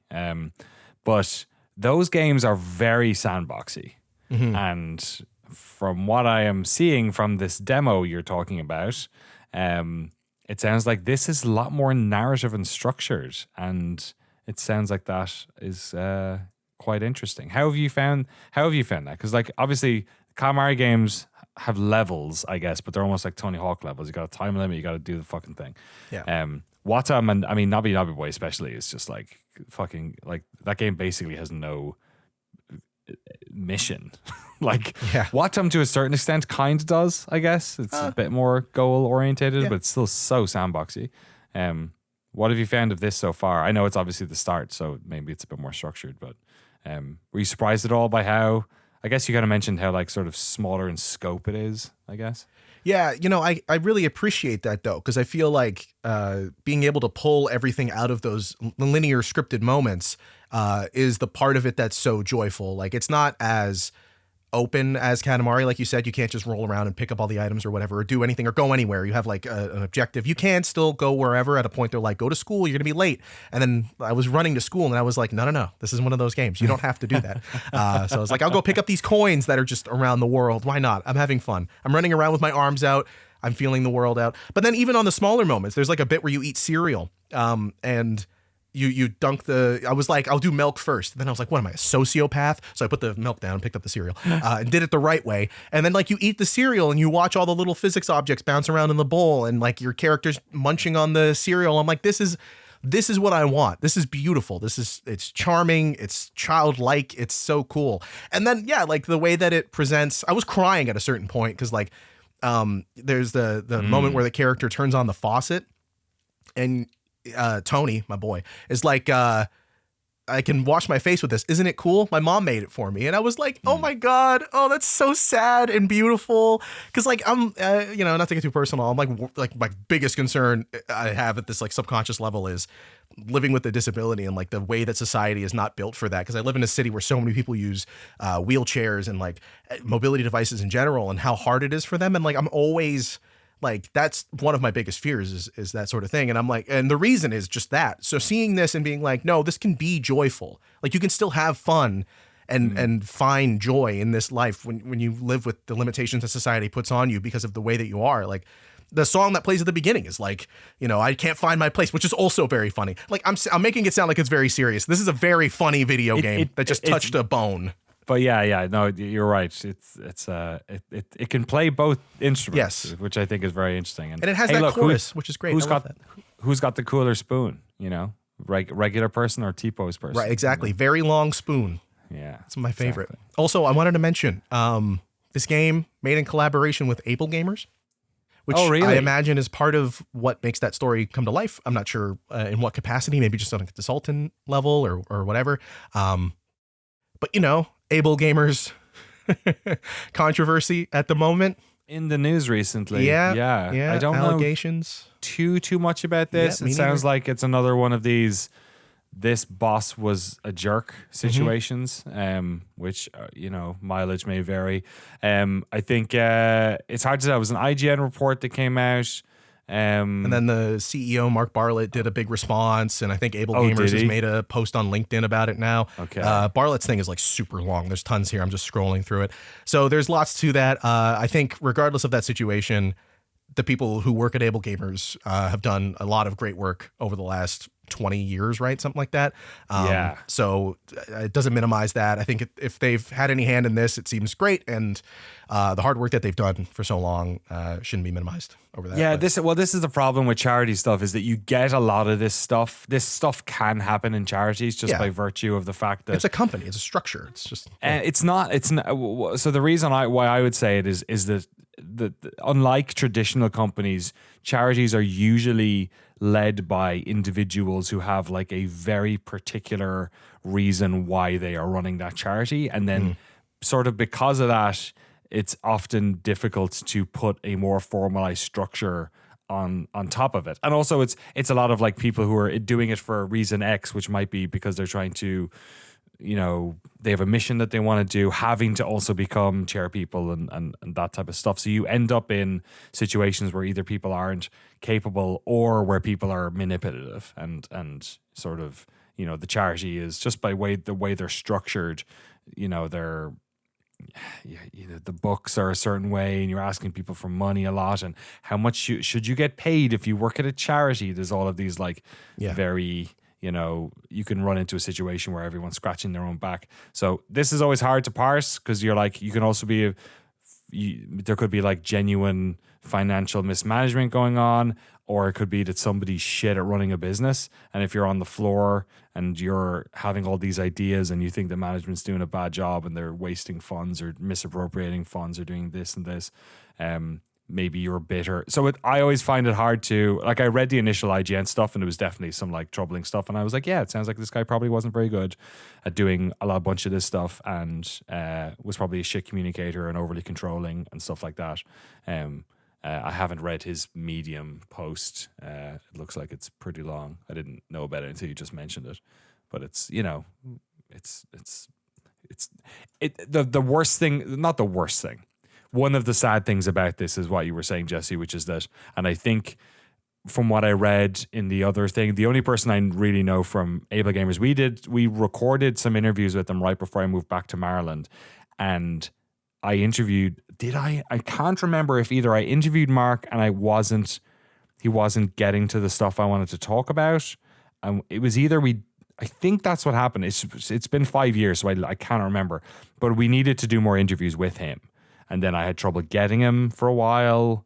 And I didn't read too much into it, and I don't necessarily read into it with this stuff because I haven't gone back and watched those interviews in a while. And then COVID happened. So at a certain point, I was like, "Oh, we've interviewed Stephen a bunch of times, I know Stephen relatively well over the years. He's a great advocate for disabled gamers as one himself, and he's a super lovely guy and very out there publicly as well, which is pretty awesome. I think there was one quote in here where somebody said that, and I don't want to misconstrue it, but it's something essentially to the effect of he didn't want this stuff coming out because it will affect the charity. Stephen, you're saying, said that.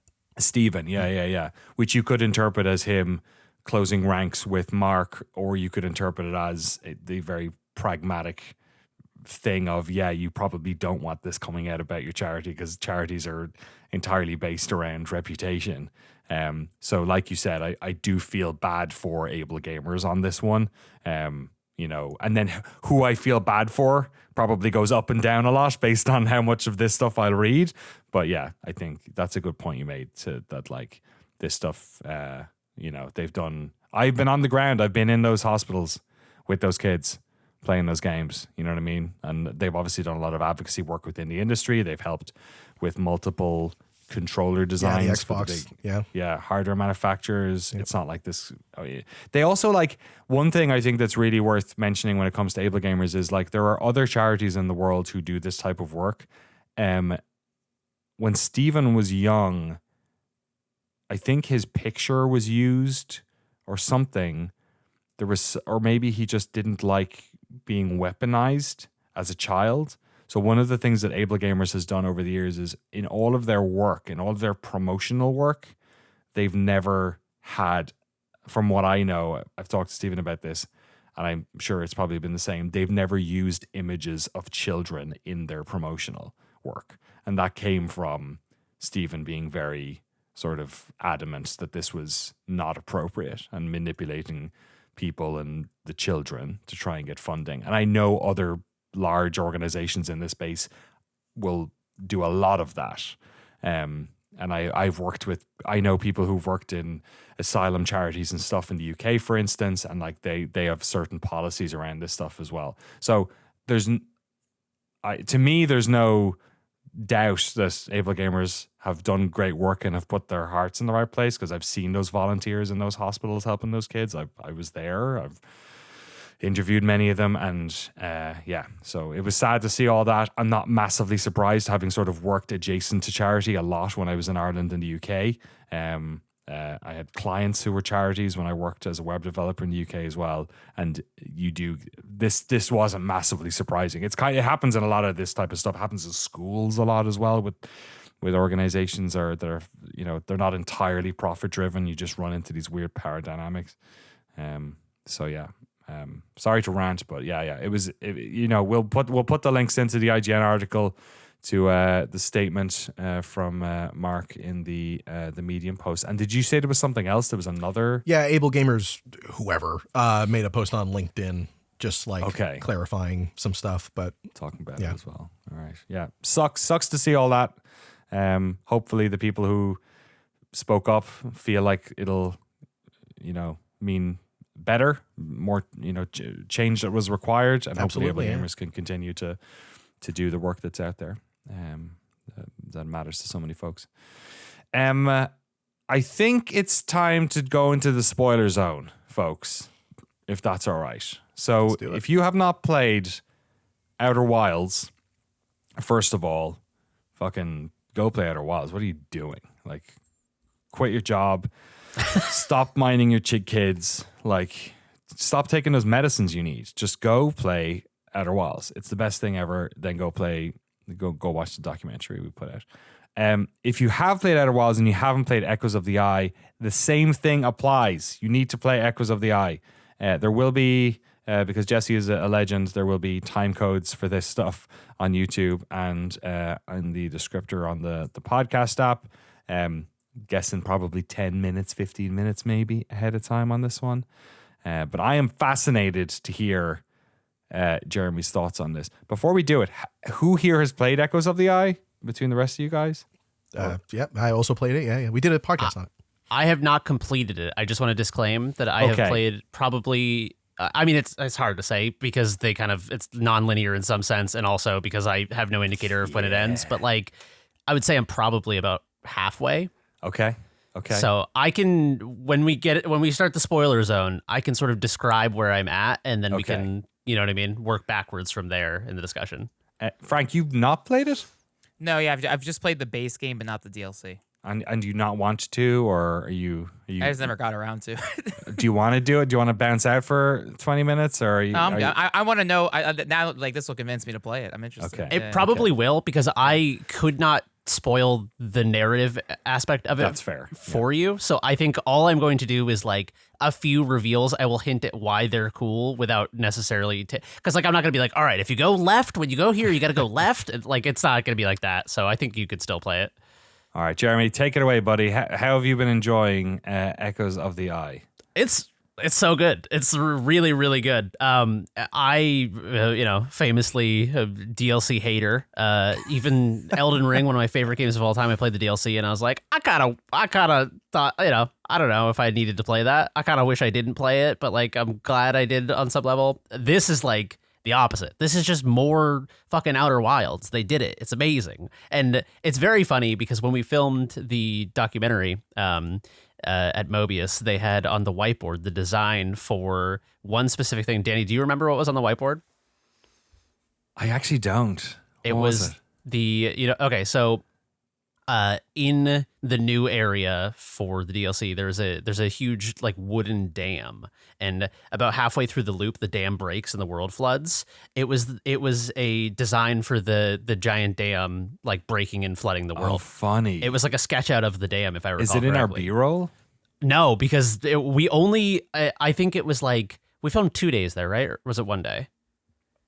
I think it was one, maybe. Okay. I think it was the end of the day we filmed there. We were chilling in a meeting room and it was on the whiteboard, but I had not noticed it prior. So I feel like it was maybe something that they'd sketched up that day. Oh, that's funny. But I remember seeing it and being like, I have no idea what that's about. But anyway, so Echoes of the Eye is a DLC that in proper Outer Wilds fashion is just like hidden in the world, embedded into the base game's world in a way where it has like plausible deniability that it was there the entire time, which is like mind-shreddingly brilliant. The way you find it is sort of that there's like a new exhibit at the museum and they're like, oh, it's like the first photos of this solar system when we got here. And in one of the photos from a very particular angle from this deep space satellite, they're just like, that's impossible. And they don't really explain it beyond that. But if you count the planets that are in the photograph, there's a planet there that is not accounted for because you can count all of the planets and then there's one passing in front of the sun, like eclipsing it. And so you go out to this deep space satellite, you wait for the requisite angle to happen, and all of a sudden this thing passes in front of the sun and is not one of the planets that you have on your map. It's such a remarkable feeling playing a game for 20-ish hours and being like, I know I know this solar system like the back of my hand. And then it's like, what if hiding in plain sight was this like huge body that you just never noticed? Is like the magic trick it's pulling. Which is kind of what a lot of Outer Wilds was first time around, was being in space and seeing, like learning like which portals went where and what thing was hidden in this thing, like in the bramble and all that sort of stuff. Like some of so it fits really well. But like you said, it has that plausible deniability, makes it feel even more special. It doesn't feel like, like you said, the doom when you come out of the fucking cave in Oblivion, right? And you're like, oh, I got a letter from my cousin in fucking, Morrowind about this thing. And doom, did you hear about this? Or your radio in fucking Fallout 3 with DLCs. Yeah, I think that's the thing that's so special about the like puzzle / mystery design that they do in Outer Wilds and in the DLC as well, is that it feels like it is very organic. It is, you are discovering it and you are internalizing the knowledge. And when you go back to your ship, there is like the mind map where it lays out things for you. So if you ever get lost, there is a way to get yourself back on track. But it doesn't feel like you find the thing and then it's like quest complete and you get like the little World of Warcraft level up noise. It just feels like you don't get the ding. You're just organically discovering information fueled by your own curiosity. And that's like, that to me is like peak game design, because I think that all of those things are like artifice to get you back on track. I think that like it is very difficult to design a game that gets you from A to B in the right way and to the right place without giving you those training wheels or those rails or those bumpers. But they just do it time after time. And the more remarkable thing in my mind is that they consistently pull this like sleight of hand magic trick where the secrets are right in front of you. Like the card was in your back pocket the whole time. And it's you know what I mean? Like it's mind blowing. And they do it time after, like, I feel like I'm getting flexed on by like David Blaine is like, oh, do you always have this handkerchief in your back pocket? Like, I don't know. I guess, why does it have like my mother's maiden name written on it? How'd you do that, David Blaine? So what did you think when you entered the spaceship and then you saw it? Yeah. So you go into well, first of all, as you see this thing pass in front of the sun, and then you beeline straight at it, and by the time you get to it, it's past the sun, and you can't target it. So then I couldn't find it. So I was like, how the fuck do I get to this thing? The trick is that you can only see it when it is between you and the sun. So you have to sort of like circumnavigate as you approach it to approach it with the sun behind it so you can see where it is.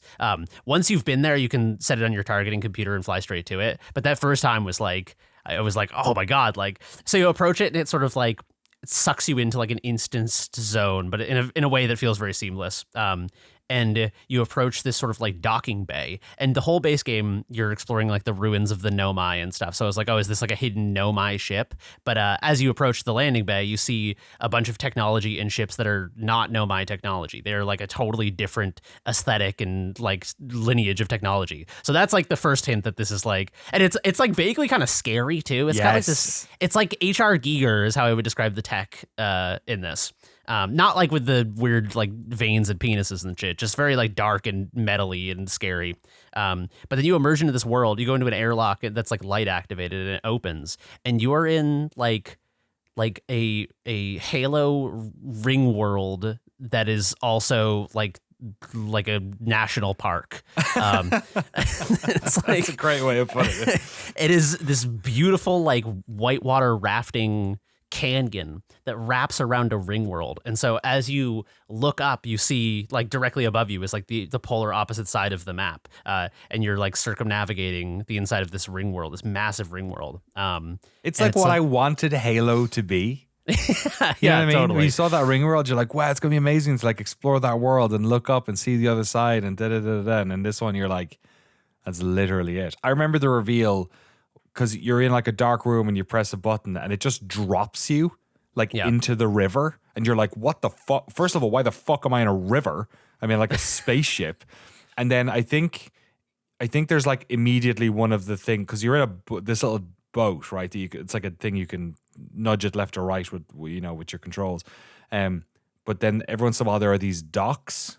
And so the intro to that, I think we covered this on the podcast because we do have an Echoes of the Eye podcast, as Jesse was saying, with the developers where we interviewed them about it, right? It's on the feed. It's from about 4 years ago, I think. You get to one of those docks and it picks up your boat and then it forces you to like look up and then you're like, oh, and you see like it's that whole 20 seconds is so well designed because it's like, yo, motherfucker, you're in the water. And you're like, what the fuck? I'm in a boat in the water. This isn't in this game. And then you're like, oh, I'm also in Halo. And also, like you said, it's like this like weird, beautiful Californian redwood like aesthetic to the whole thing, you know? Yeah. It's again, it's just the way that they direct your attention so like seamlessly. It's not like the yellow paint approach where it's like, hey, I know we're being kind of on the nose about it, but like look over here because it's important. It's very organically, because like I saw the ring world and I like looked up 45 degrees and was like, that's crazy. But then there was a moment later on where I just looked straight up and I saw an area that I hadn't been able to get to yet. And that's how I discovered, like, that's how I solved one of the puzzles, was just looking straight up and was like, wait a minute, there's like another area over in that area. And so it's just like, yeah, just constant, like things are pulling your attention upward as if to say, like, it may be important for you to not just like gaze in awe at this place, but also to like explore it sort of like laterally, to be like on the opposite side, looking on the opposite side. But yeah, so there's like this river canyon and there's these sort of like 4 discrete like little village areas that are scattered throughout it. And you're just kind of like going and exploring, and there's like a new alien race. You cannot read their language, which I think is a really nice touch for, you know, like the Nomai were like aliens 200,000 years ago, but you can translate their language. So it feels like a little more, it's still like spooky, you know, and like feels cool and alien, but like coming into this place and seeing new ships that you've never seen and like feeling like you're in the thick of the mystery again. And then you pull out your translator and it's like unknown language. Like it feels distinctly more alien than the Nomai. There's definitely more of a horror vibe to this one because there's a lot of like, you have like a tool that's like a lantern that like helps you. It also like isn't there like you can zoom to a different spot as well using it, but you're walking around a lot of dark places. That's the part I just got to basically. Okay. Yeah, so this will be sort of the deepest like spoiler in terms of like the story is that you're finding these lanterns, and like you kind of don't know what to do with them. They call it an artifact, but it's like a focusing lantern. It has like an opening mechanism, and you eventually like unravel enough of the secret to realize that there are these like sort of church buildings throughout the land, and they have this like a, I don't know, what do you call a triptych, but there's 5 of them, like a 5-piece like the Eisenheim altar fucking art piece. And then you find all these sort of little hints, and eventually you realize that the beings in this world had a ritual where they would pull out the lanterns from one of them and it would recess back into the wall and reveal a hidden compartment. So you're like, all right, well, let me go try that.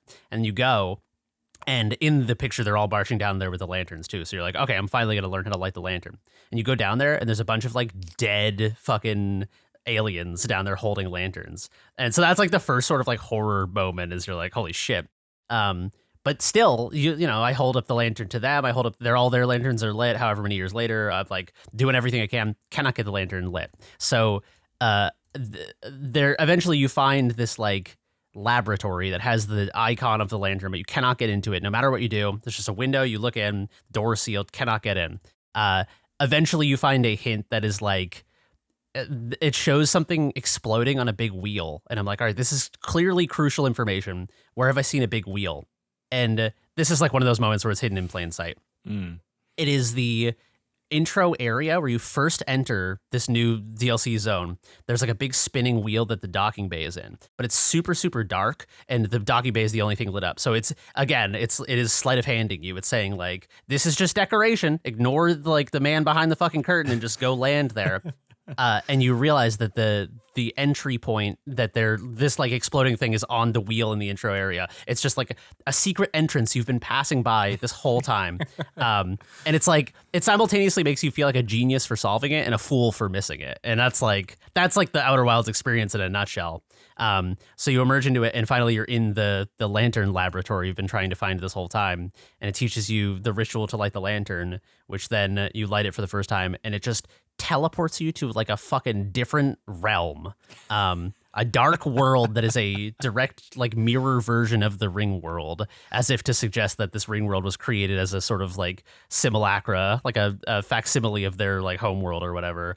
And then sort of this is the point where I've gotten to and have played no further, is I got into the dark world, did a bunch of exploring, and then I saw, you know, after like 6 hours in this game, seeing nobody, I see someone carrying a lantern in the distance. Man. And I was shitting bricks. Yeah. Yes. Jesse, do you remember the first time you saw one of these things? I'm not sure how much it would have been in a darker area. See, I'm so weary to say anything because I don't want to accidentally reveal anything. But yeah, there was a lot of moments. I think that's probably my favorite part of the Outer Wilds, and the fact that the DLC works so well is like, you go into it and there's so many ways to discover different sets of information. Like sometimes it'll be explicit, but also you could sort of infer things and then have it confirmed by that information, or you can like stumble upon something and sort of draw your own conclusion. And yeah, it's just a big part of what I think makes that game so great in general. And yeah, seeing the characters for the first time in that DLC was such a, it was a scary moment because it is a horror DLC to some extent, but also it was like, that's the first time I think you walk through an area in that game in general and see it's alive still. Yeah. Yeah. Like it's, you know, everything up to that point, the Nomai is sort of you're going through their remnants, but here it's, they're literally their bones and discovering everything that's left. But here you're showing up at a place and it's like, oh shit, I'm here right now, and so are they, and I'm like piecing together their world in the midst of it. So yeah, that was really cool to see.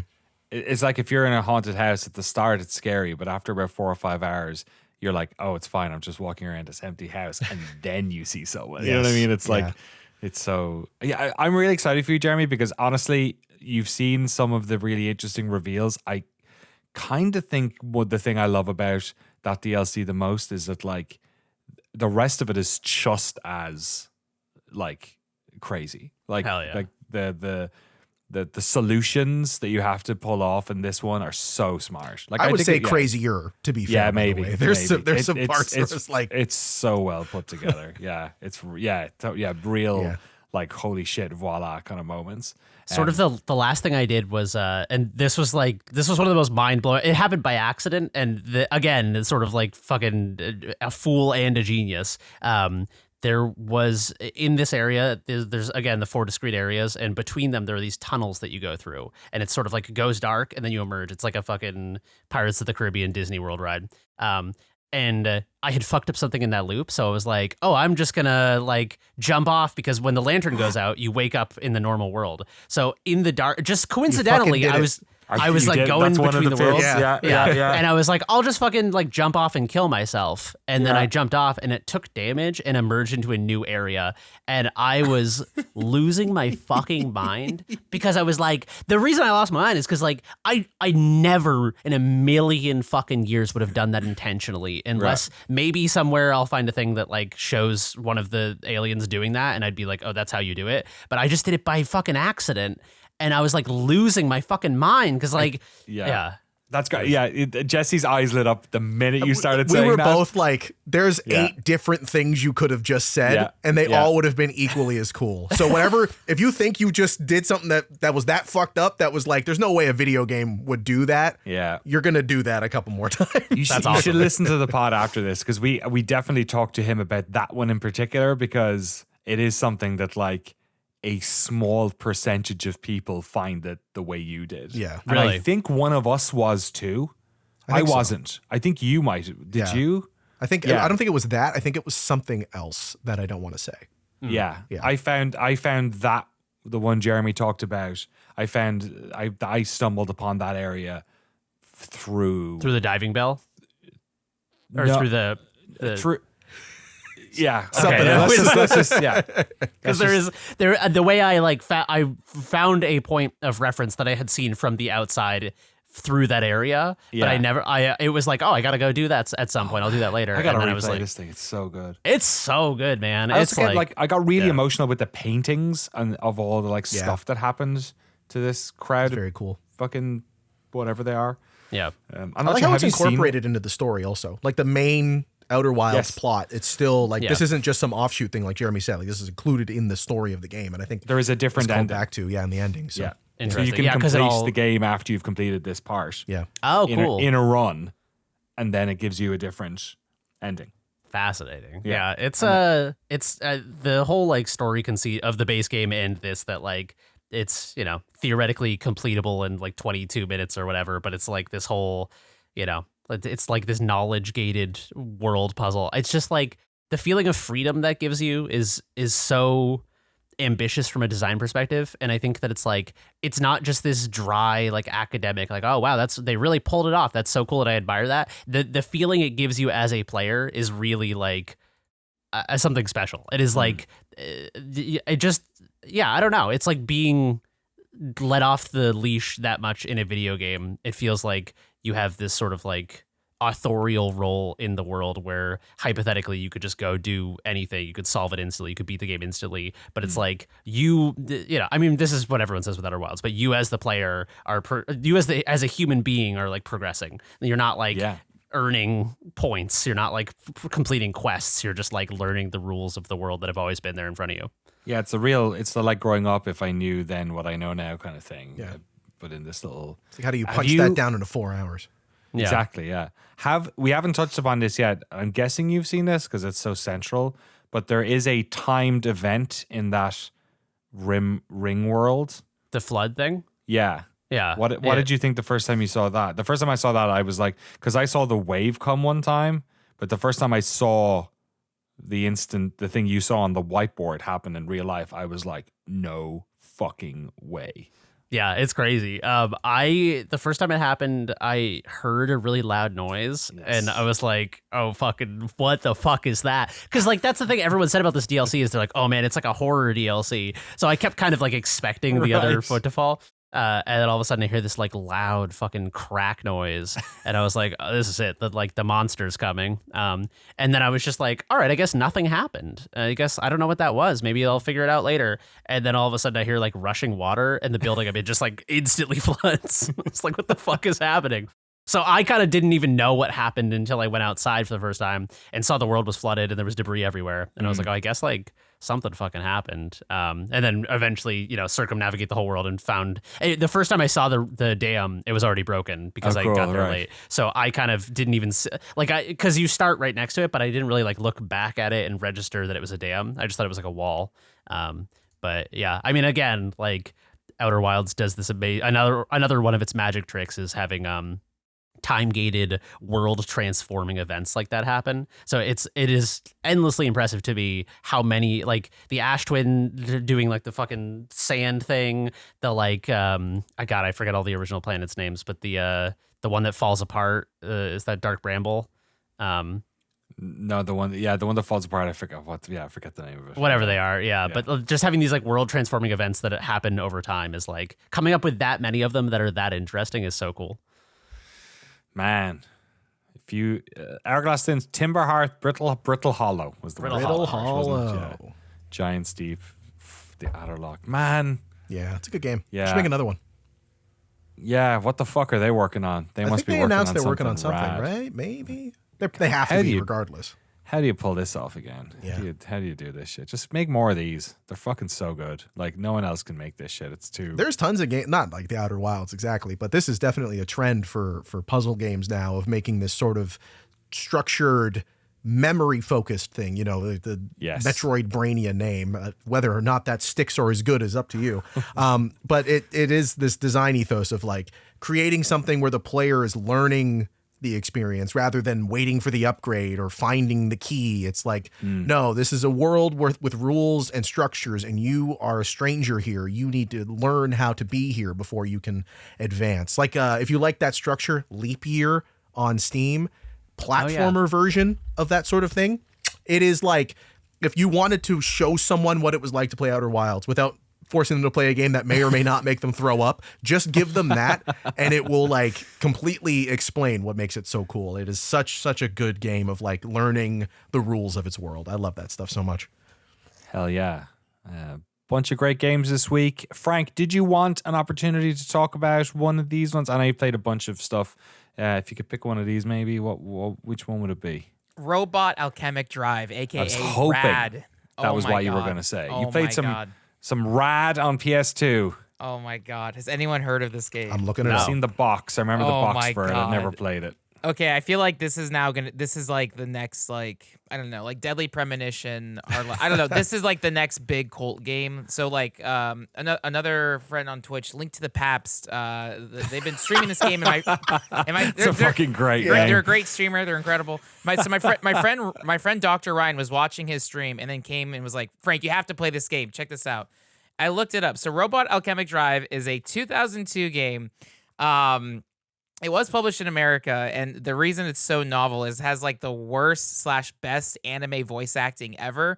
The premise of this game is it's very much inspired by Evangelion or any mech anime. It's a world where kaiju exists, and there's a secret society that have robots ready to defend the Earth at any given time. But what makes this game unique is you're not piloting the mech. You're controlling the kid controlling the mech. So this scientist who has a very thick, suspicious German accent, he gives you a controller and he's use the L3 button to move the left arm and use the R3 button to move the right arm. You try it. And so it's you are a kid and you are. Is he Russian or German? It's German. It's every accent in this game is weird.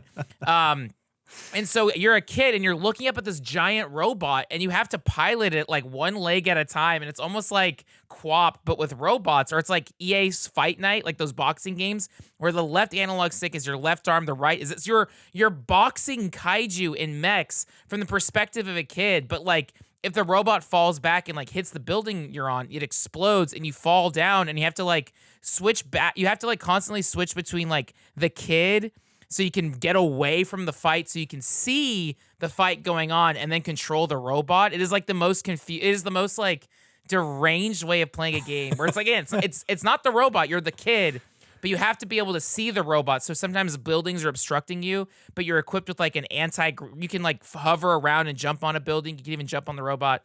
But what makes the game is so funny is so is it tank controls? It's kind of, yeah. It's so, and it's very goofy, but also what makes the game great is it has a very anime plot. It's episode 1, episode 2, episode 3. And so there's 3 different characters. I picked a girl, and you and your friend are going out and like you're gonna go shopping. So you go to the train station, and then a giant kaiju shows up. And like the voice act, and there's even like breaking news reports, like it's like BNN, I think Broadcast News Network, whatever.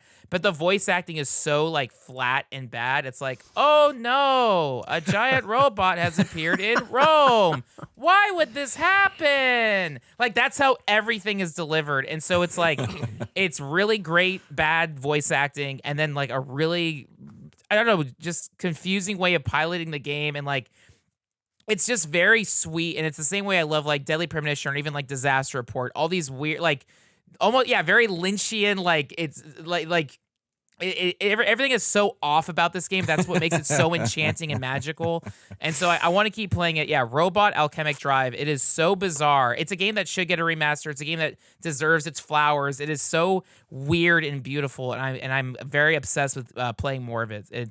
I don't know. It's really good and really weird, but yeah, I like that it's a mech game where you're not the mech, you're the kid controlling the mech, and you have to like navigate and jump around the city so you can see your mech to fight. And it's like off-brand Godzilla's, off-brand Gigan. Like it's so cool. 2002, and yeah, it's like I feel like it's just getting discovered now. 2002, published by Enix.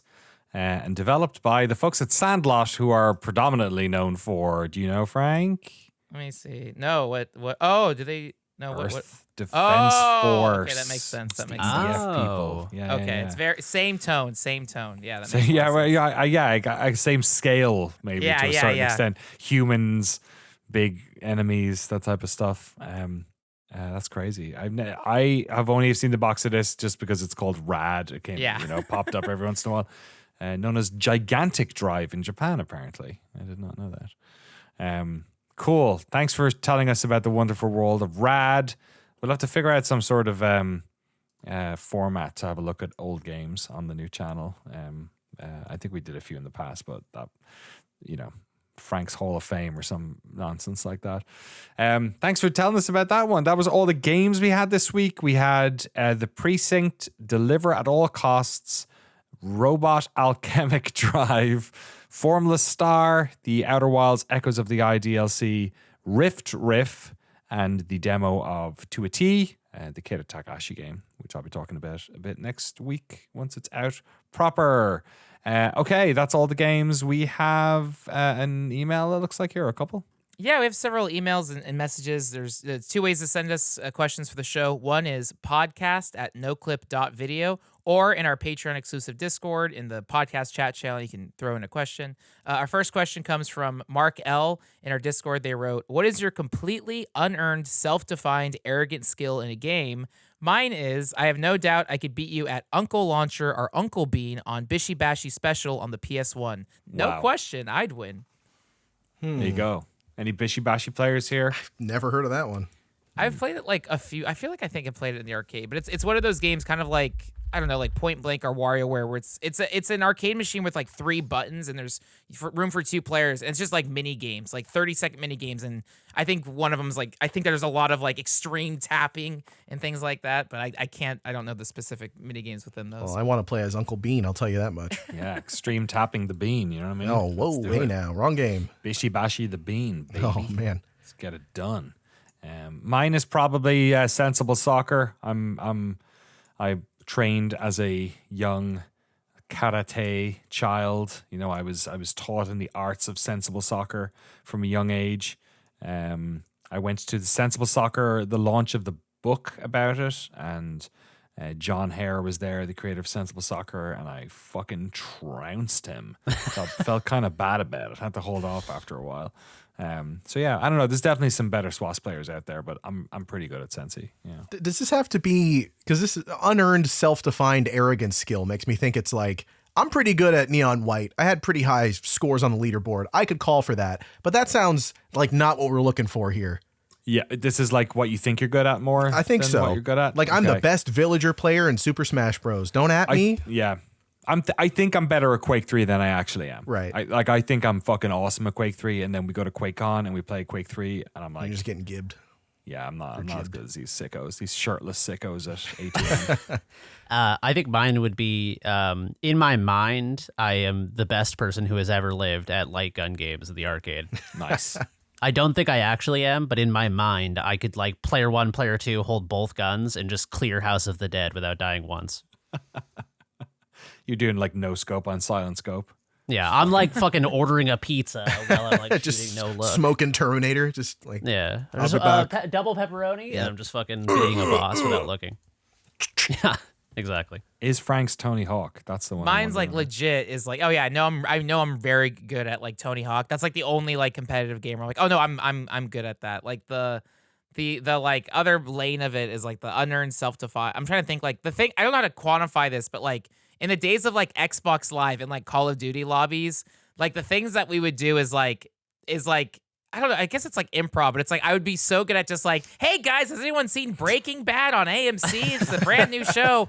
And hey, yo, shut up. Hey, no, you told me to shut up. You got to make sure you don't say that to Walter White, because secretly, like this was like when season 1 was just starting. So like my friends and I would just go in a lobby. People are doing whatever, and like we'll still like every time Call of Duty comes out, we'll still do like you just talking bullshit is like so talking your arrogant bullshit in Call gamer of Duty. skill is improv. Yeah, I guess love so. it. I think so. Like it's the opposite Lobby of like improv. it's not Yeah. like trash talking. It's like since it's like I don't know. It's like by the end they like you. yeah. Is that like kind of the yeah, goal? and then they'll send friend requests. But it's like I'm just doing it to like be annoying. I think that's what because like my teenage years was like I was like the best at griefing in World of Warcraft. That's like that's not a Valorant thing. That's horrible. But like that was the thing we had fun doing. But being cheeky in Call of Duty lobbies is yeah, I'll take that.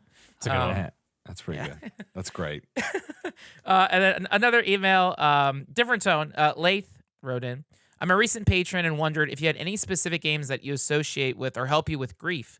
Back in 2013, my grandfather passed away, and after taking a break from video games, I found myself wanting to play through an entire game in one sitting. I heard good things about Journey, and that it was relatively short, and which was perfect for me. Playing through Journey at that specific time in my life was one of the most cathartic and meaningful experiences I ever had. The art direction, music, multiplayer, simplicity, and story all meshed together to encourage me to meaningfully reflect on my loss, something I really needed to do at the time but couldn't. For me, Journey is a game that I very personally associate with the grieving process. It's a game that I've revisited several times since 2013 whenever I've needed to, and have recommended to friends and family in similar situations. Are there any games or entertainment media that have helped you with grief? Wow, I probably can't chip in on this one too much because like I have not had any significant familial deaths. I've had uncles and stuff, and I had a lot of friends of mine died when I was a teenager, but I don't think games helped me with much of that stuff. I did want to say though that Journey to me is a game about like life and death. Like Yeah. that's I what it remember. is. Yeah, right. I remember, especially that ending is very sort of on the nose. So when they said. Lath, the emailer, said that was the game, I was like, oof, Yeah. that is a real Hard one to play right after that. It is, I Yeah. bet. It was hard to play for me, and I had nothing like that going on in my life. So fair play. Yeah, I bet that was a lot. I'm trying to Yeah, think. Sorry, go ahead, Frank. No, yeah, I guess for my like very recent experience was Yeah, I tried a bunch of stuff. Like when my dad passed, it was so stressful, and like the biggest thing that really helped was like Twitch streaming. I would just be on, friends would chime in. We'd watch like ninja movies, Godzilla movies, like stuff that's so outside, like nonsense. I needed nonsense. But then the thing that actually like I sunk into randomly was Fallout 4. Just in the sense of like that was a game I never played. It's a game I know was a time sink. I was so numb that like, let's just start playing this.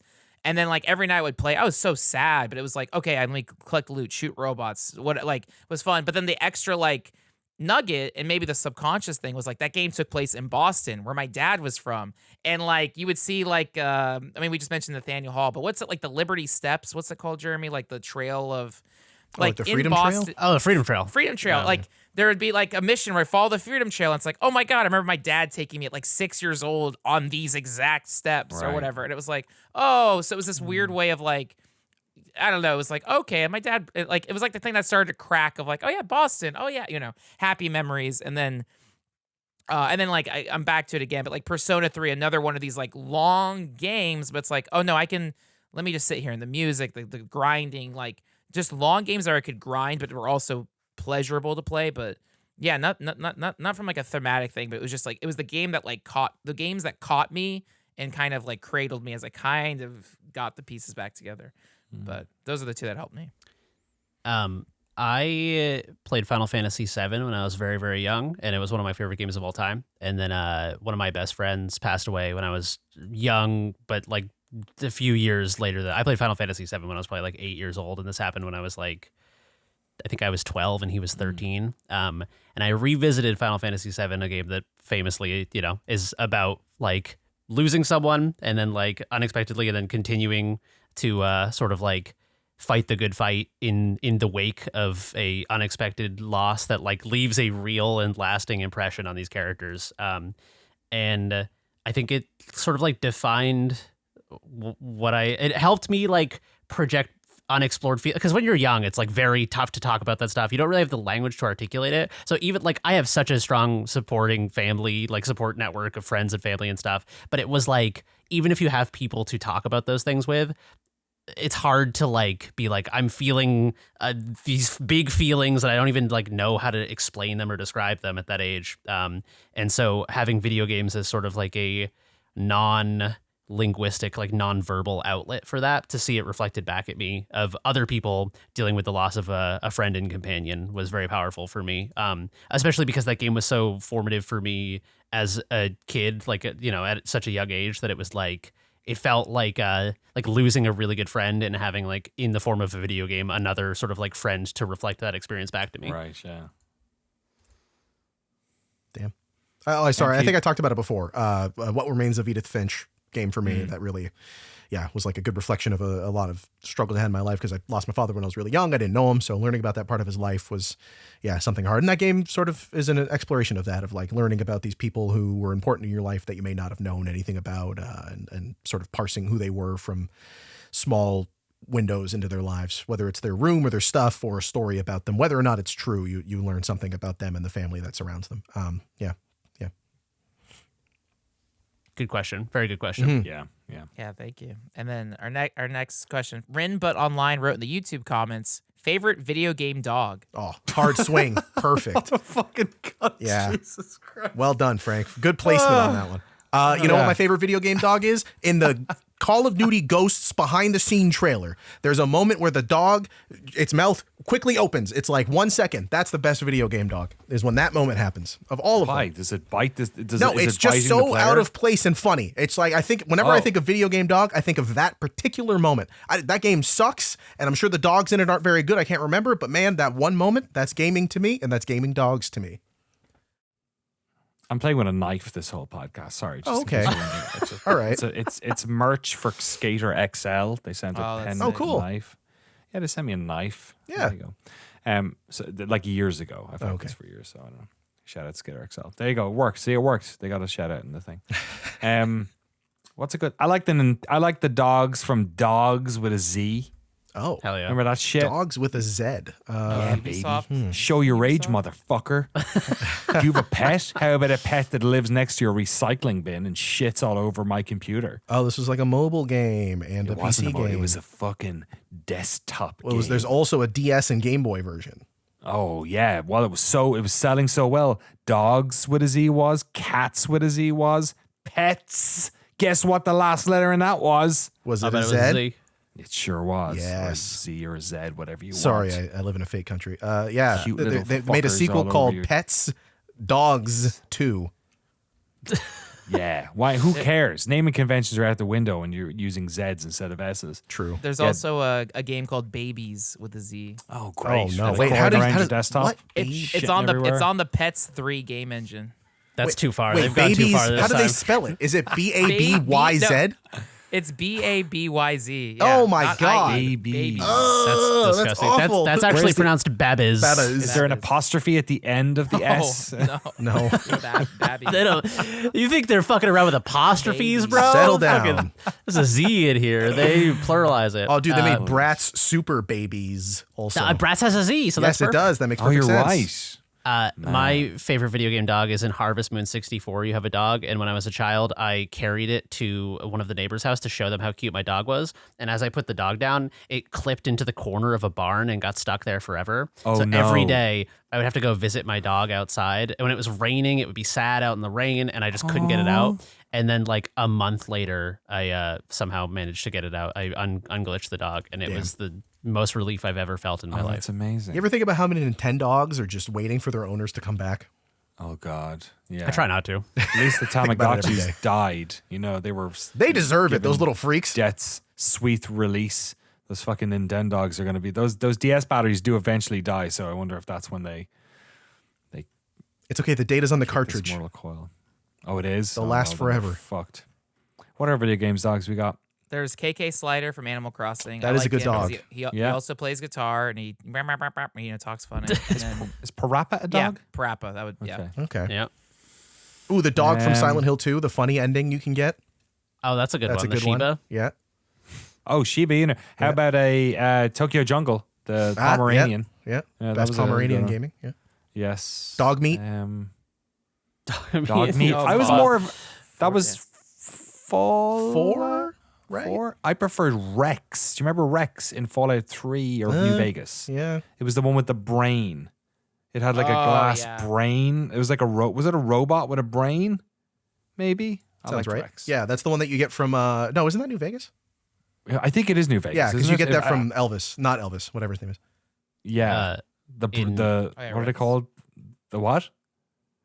Oh, God. The The not Fred Astaire brothers. company. No. What were they called? The fucking Ugh. somebody look up the Elvis Yeah. clan and Vegas I can't remember. Elvis Kings? clan with The a K. Kings. There we go. Yes. Yeah. Uh-huh. Actually, the best dog in gaming is 3 Dog. Ow! Oh, that's a good one. Ooh, that's good. That's That's good. dog enough. Yeah. The dog in Toby Fox's game that's like his avatar in Deltarune. There's a long hallway you can go down that promises something cool, and if you go down it, that little dog comes down in a toy car and hits you 1,000 times and does like 1 billion damage, and then you wake up in a dumpster. Did they ever make a Dog the Bounty Hunter video game? Oh, I hope so. wow. I'm They should. playing it. I bet if they didn't, we could probably buy the rights. Yeah, Jeremy. I think that. I think you have guy's- some isn't he in work to do, prison my now. friend. Isn't he in prison? Isn't that the fucking the Ark? He got like bountied and like somebody caught him in Mexico for some shit. Remember? Amazing. That's so ironic. That's the fucking video game right there. On the is nose, yeah. You hunt people and then you go on the run and get hunted. Yeah, you get hunted. The hunter becomes the hunted. I don't know what he did. So if he did anything particularly heinous and I'm making light of it, Yeah. I assume it was like an excessive force thing, but maybe he like Control murdered F somebody. assault. Yep. Dwayne All right, Chapman. and I'm gonna get out of here. Okay, well that's great. Maybe. All right, I think that's all the dogs we got, Frank. All right, cool. And then last that's a good list. Please in the comments let us know your favorite video game dogs. Who do we forget? Chop from GTA 5. True. Oh, that one's good. One of the yeah. best And then- missions in the whole game. Yeah, that was pretty good. Then he's gone basically for the rest of the game. He's like, yeah. Matt wrote in and said, "Hey guys, my 4-year-old has started to show an interest in video games. They play on the Steam Deck and they've had a lot of fun playing games with their kid. They both share the controls and they started with hidden object games, which using the Steam Deck touchscreen were great, but there's not a huge amount of games like that they can find on Steam. But if anyone's interested, Under Leaves was the best. Okay, Under Leaves. I was racking my brain trying to find the next game to play. It's best if it has no fail state, no complicated menus, no violence, and something that's a good game. That's when in episode 222, Jesse reminded me of Katamari Damacy. It's perfect, cool music, you can't die, funny characters, and with the simple controls, turn on my kid can push one stick while I push the other. We're having a blast. My question is, what can we play next considering the constraints? My suggestion for this is the only game that my daughter has completed is very similar to Katamari Damacy. It's Donut County. Yeah, it's a good one. Because all you're doing is moving the hole. There's no fail states, and it's fairly linear. Like it's logic, so there's no way she could accidentally find an alternative strategy that will mess her up. It's very like you kind of get these ones in a row, and if it's not big enough, you get some of the small ones. So there's no like she's not going to learn the wrong lesson as well as not learning the lesson. So it's. And I just skipped through the story stuff with her. Although now she might read it because her reading's getting pretty good. But she's 6. She doesn't play many video games. She sits with me and watches games every now and again. But I'm worried about raising a child who's a sicko like me. Although, hey, look, be good for the family business or whatever. I don't expose her to too many games. But yeah, Donna Kenny, it was a great Get her show. on Noclip Crew Get it right, yeah. for now. Katamari, though, I'm going to try that with her. That's a good shout. I hadn't even thought about that. Yeah. Hidden Folks, if your kid likes hidden object games, that's a really good one. Also made, I had no idea, I looked it up, made by Adrian DeYoung, who made Riff. What are the chances? We've Oh, gone in funny. a circle. That's crazy. Yeah, but no, it's a really good one. Hidden Object. I think you could play it probably with the touchscreen as well because it's mostly just mouse controls. So that's really cool on the Steam Deck. Yeah, it's fun. It's a nice little. It's like Where's Waldo, but obviously you can't get the brand. That's a good one. Do you guys call it Waldo in Canada as well? Oh, what do you call it in? In Ireland, the UK, it's Wally.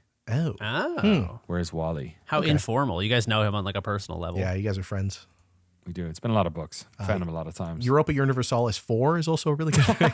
Yeah, I was beat me to it. I was just going to say Hearts of Iron. Eve Online. Yeah, Crusader try out Eve Kings, Online. yeah. It's not a hard one. Postal 2, I think. is Yeah, pretty yeah. cool. Kid Yeah, probably yeah. love the cat gun. Whatever's like really violent and maybe like uses a VR headset probably is Yeah, the that's a good move. That's a good pick. Yeah. Yes, send in some. If anyone has any and they're listening, they've had like toddlers or young kids like that playing some games, give us a heads up or stick them in the YouTube comments. Maybe something we could get back around to. Do a I little was gonna video say, like down the line, like, there's a lot of platforming, so it might be a little complicated. But like Little Kitty Big City is also kind of in that realm of like Katamari, but that could also be a game if you're playing and then they're watching. But like That's what I did with my kid. Yeah. She, thematically, it's really good. But unfortunately, it has the cardinal sin of the dual analog stick thing where if you have to control the camera and the character, it's like, yeah. Although, look, there are definitely 6-year-olds and 7-year-olds out there that can do that shit. But I think you probably need to expose your kids to a level of video games that I'm personally uncomfortable with, maybe, to get them to that point. But it just shows you the same problem we have, right, with games, is that like, kids got to learn how to do this shit. They play some tappy games. My kid plays some games. She has like a PBS like educational game and a Crayola educational game on a tablet, and she plays those, and that's obviously super intuitive because it's just touchscreen. You don't have to teach them shit. You know what I mean? My fucking cats can play a game on the touchscreen. They make games with like bugs running across the cats play on. But obviously, dual analog stick is the rub your belly and pat your head of fucking game controlling. Yeah. Great question. and that's all. Yeah. That's it. It's a podcast. There Thanks it for is. being here. Check out our quick look of WWE 2K20. What did I name it? I named it something stupid. over the WWE weekend. 2K25, the wrestling game of 2025. No, That's it. The WWE wrestling game 2K25, 2025 the wrestling game 2025 edition. there it is. Check it out now on Noclip Crew. Myself and Frank Howley use all the latest superstars, including Frank Howley himself, the technician, Whoa. Wildcat Willie, King Lord Brian, Starlight Kid. Can we download Frank Howley? That's right. Yeah, my friend Pest TV, he's made like he's made so many characters, and if you type in just big dogs, like one word, they come up. We've been watching the Godzilla movies, so he made Manila, which is the son of Godzilla. So Wow. you can get that in there too. Thought Sick. he made the city of Manila. Oh yeah. We also went to the island. Remember we talked about the island, the Oh, yeah. PlayStation home. Did you get some Nikes? I went to the Jordan store, yeah. Yes. We did, yeah. The loading screens in the island are outrageous. It has not been optimized for hanging out in the island. But yeah, it was a good time. We had a good time fighting Violent J and Dave Blunts and whatnot. It was a good time. Go check out that quick look. We got some other quick looks coming up. You guys are going to do one on Formless Star. Absolutely. We might have some other ones. Jesse's getting back in the editing videos about games you've not heard about, kind of like our Steam Next Fest stuff. We're going to do our first of those out next week. I'm so excited. I think this is going to be a really good thing for Crew, and in general, I think if we have more opportunities to do sort of what we do here on the podcast or on the Crewcast, talking about cool new video games, if we can do that more often for more developers, that's cool for me. Big time. Thanks to everyone who's been reaching out. We have had loads of emails from people within the industry, from indie developers. There is a bunch to be done. There's going to be a new Discord for this thing that'll probably be public and then have areas in it for Patreon folks whenever we do that stuff. We're talking about partnerships and sponsors with various folks in the industry, but so that's to come. We are going to have, I was working on last night, a sort of formal page on a new website that people can use to submit their or other people's games for coverage. That's cool. Just as a way to formalize that process, to make it easier for people to pitch stuff and also make it easier for us to go through them, because this is going to be a legitimate logistical problem that we're going to have. So setting that up where there is a place where everyone can get access to it and jump in. And if people have Steam pages, they can link them on the forum, or if they have codes they want to send, they can put them in the forum. We're going to be doing all that sort of stuff as well. And then hopefully over the next few months, it'll become apparent kind of what we're doing. A lot of the what we do comes down to the launch trajectory of this, like how much sponsorship stuff we figure out, how much crowdfunding stuff comes in, all that sort of stuff. There will be different, plans based on that, of course. But like we've been saying, all of this money is going to be going into production immediately. And one of the great things about our team here is that we're all video producers. So we are all people who not only can make our own things, but also make other stuff, make stuff for each other that some person puts together, another person edits or whatever. And also it means that we are in an amazing position to work with people in the industry who are either friends of ours or ex-colleagues or developers or whatever it is. We are a team of one-man bands, as it were, who are able to put this stuff together, which means that as long as we have, there is no bottleneck here, as long as we have the sort of the funds and the passion behind it, and people telling us kind of as well what they're interested in, we are in a fantastic place to be able to go out and actually get that shit made and done, because that's what all we do. That's all we do here. Also, I'm just on another level. For the past week, I've been chipping away, or for the past couple of weeks, I've been chipping away at this whole thing for whatever Noclip Crew turns into, and over the weekend, I was just daydreaming and getting my Noclip ducks in a row, because I've been editing a couple of things, finishing up some stuff Jeremy was working on the Disco Elysium edit and stuff like that.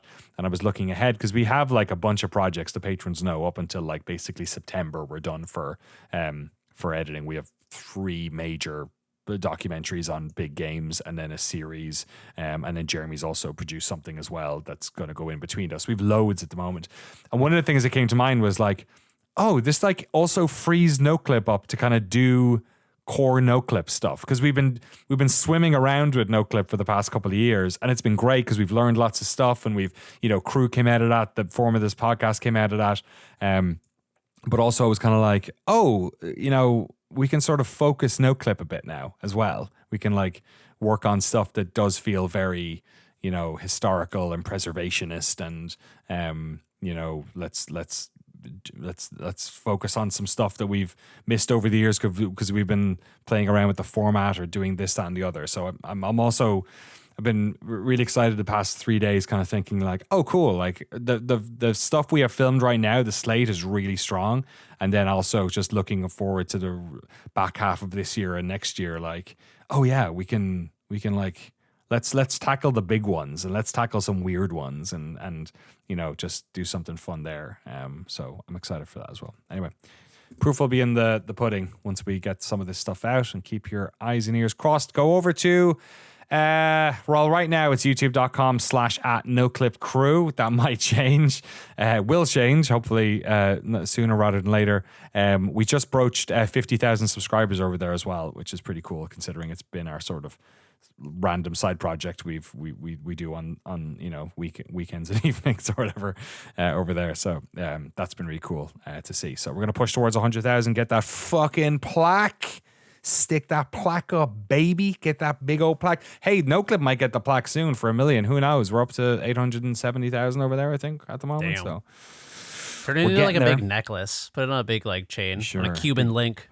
Big clock. Yeah, put a spinner on it. Exactly. Yeah. Noclip Crew. Beautiful. Love it. Thanks, Jesse. You could get away with it.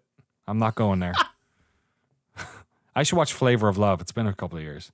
No, no one should. Actually, you know what? I might put that on when I'm done Next Level Chef. That's a great call. It. Bad Girls Club. Yeah. You could do. Have you watched Drewski's one? Drewski has a TV show? No, it's like a YouTube show, but it's basically Could Have Been Love, I think it's called. Oh. If you want, and it's basically him doing Could Have Been Records, but for ladies. Oh my goodness! Wow, it's like a real hour-long experience. Reality TV thing. Yeah. Is it just a bunch of commercials for steak gambling? It's strung a lot- together? it's a That's a lot joke. of- That's a joke. I don't That's have not a any joke. ill will. That is I not a don't even joke. know who this guy is. I just know You that he's fucking Very nailed strong. it. No, A lot he of does a gambling. lot of like, let's wait a second. I'll tell you about fucking Yeah. crypto or He's some best other friends thing, with yeah. Drake, if that gives you any idea of how much he best advertising. friends with Best Drake? friends may be a stretch. They I just don't know are anything stuff about the together. guy, so I don't want to fucking clown on him in a joke and have people be like, he's actually like. How are you going to really be? good guy. He serves soup at the Salvation Army every weekend. How You're dare gonna you be say that about sending me Drewski? photographs of him helping the elderly? Yeah. Oh my lord. Yeah. Anyway, go check that out next. Yeah, this is us just promoting Drewski's stuff now for some reason. I don't know why. That's No. Hey, look. Could have been records going to release.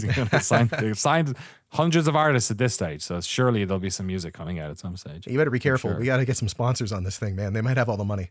That's a good point. Yeah. And if you're looking to bet on the next big sporting event, boy, have I got the service for you. FanDuel.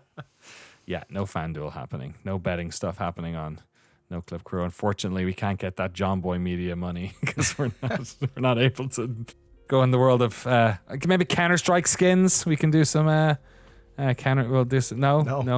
Have Cut you guys watched the Nikki Jakey one, by the way? Put it in a 90-minute. I saw the first video about second of it, CS. and I was like, "Oh, this is a movie. I gotta fucking put this aside for later." Production, baby. Yeah. He still got the fucking bouncy ball, but he's like shot it all nice and stuff. Some parts. Go check that out. Yeah, just listen to our podcast. We can tell you about other YouTube channels. It's good shit out there. Thanks for hanging out. Videos coming out soon over on Noclip, and we'll have updates on the other channel as well, ongoing for the next couple of weeks. And quick looks. See you next time. Bye.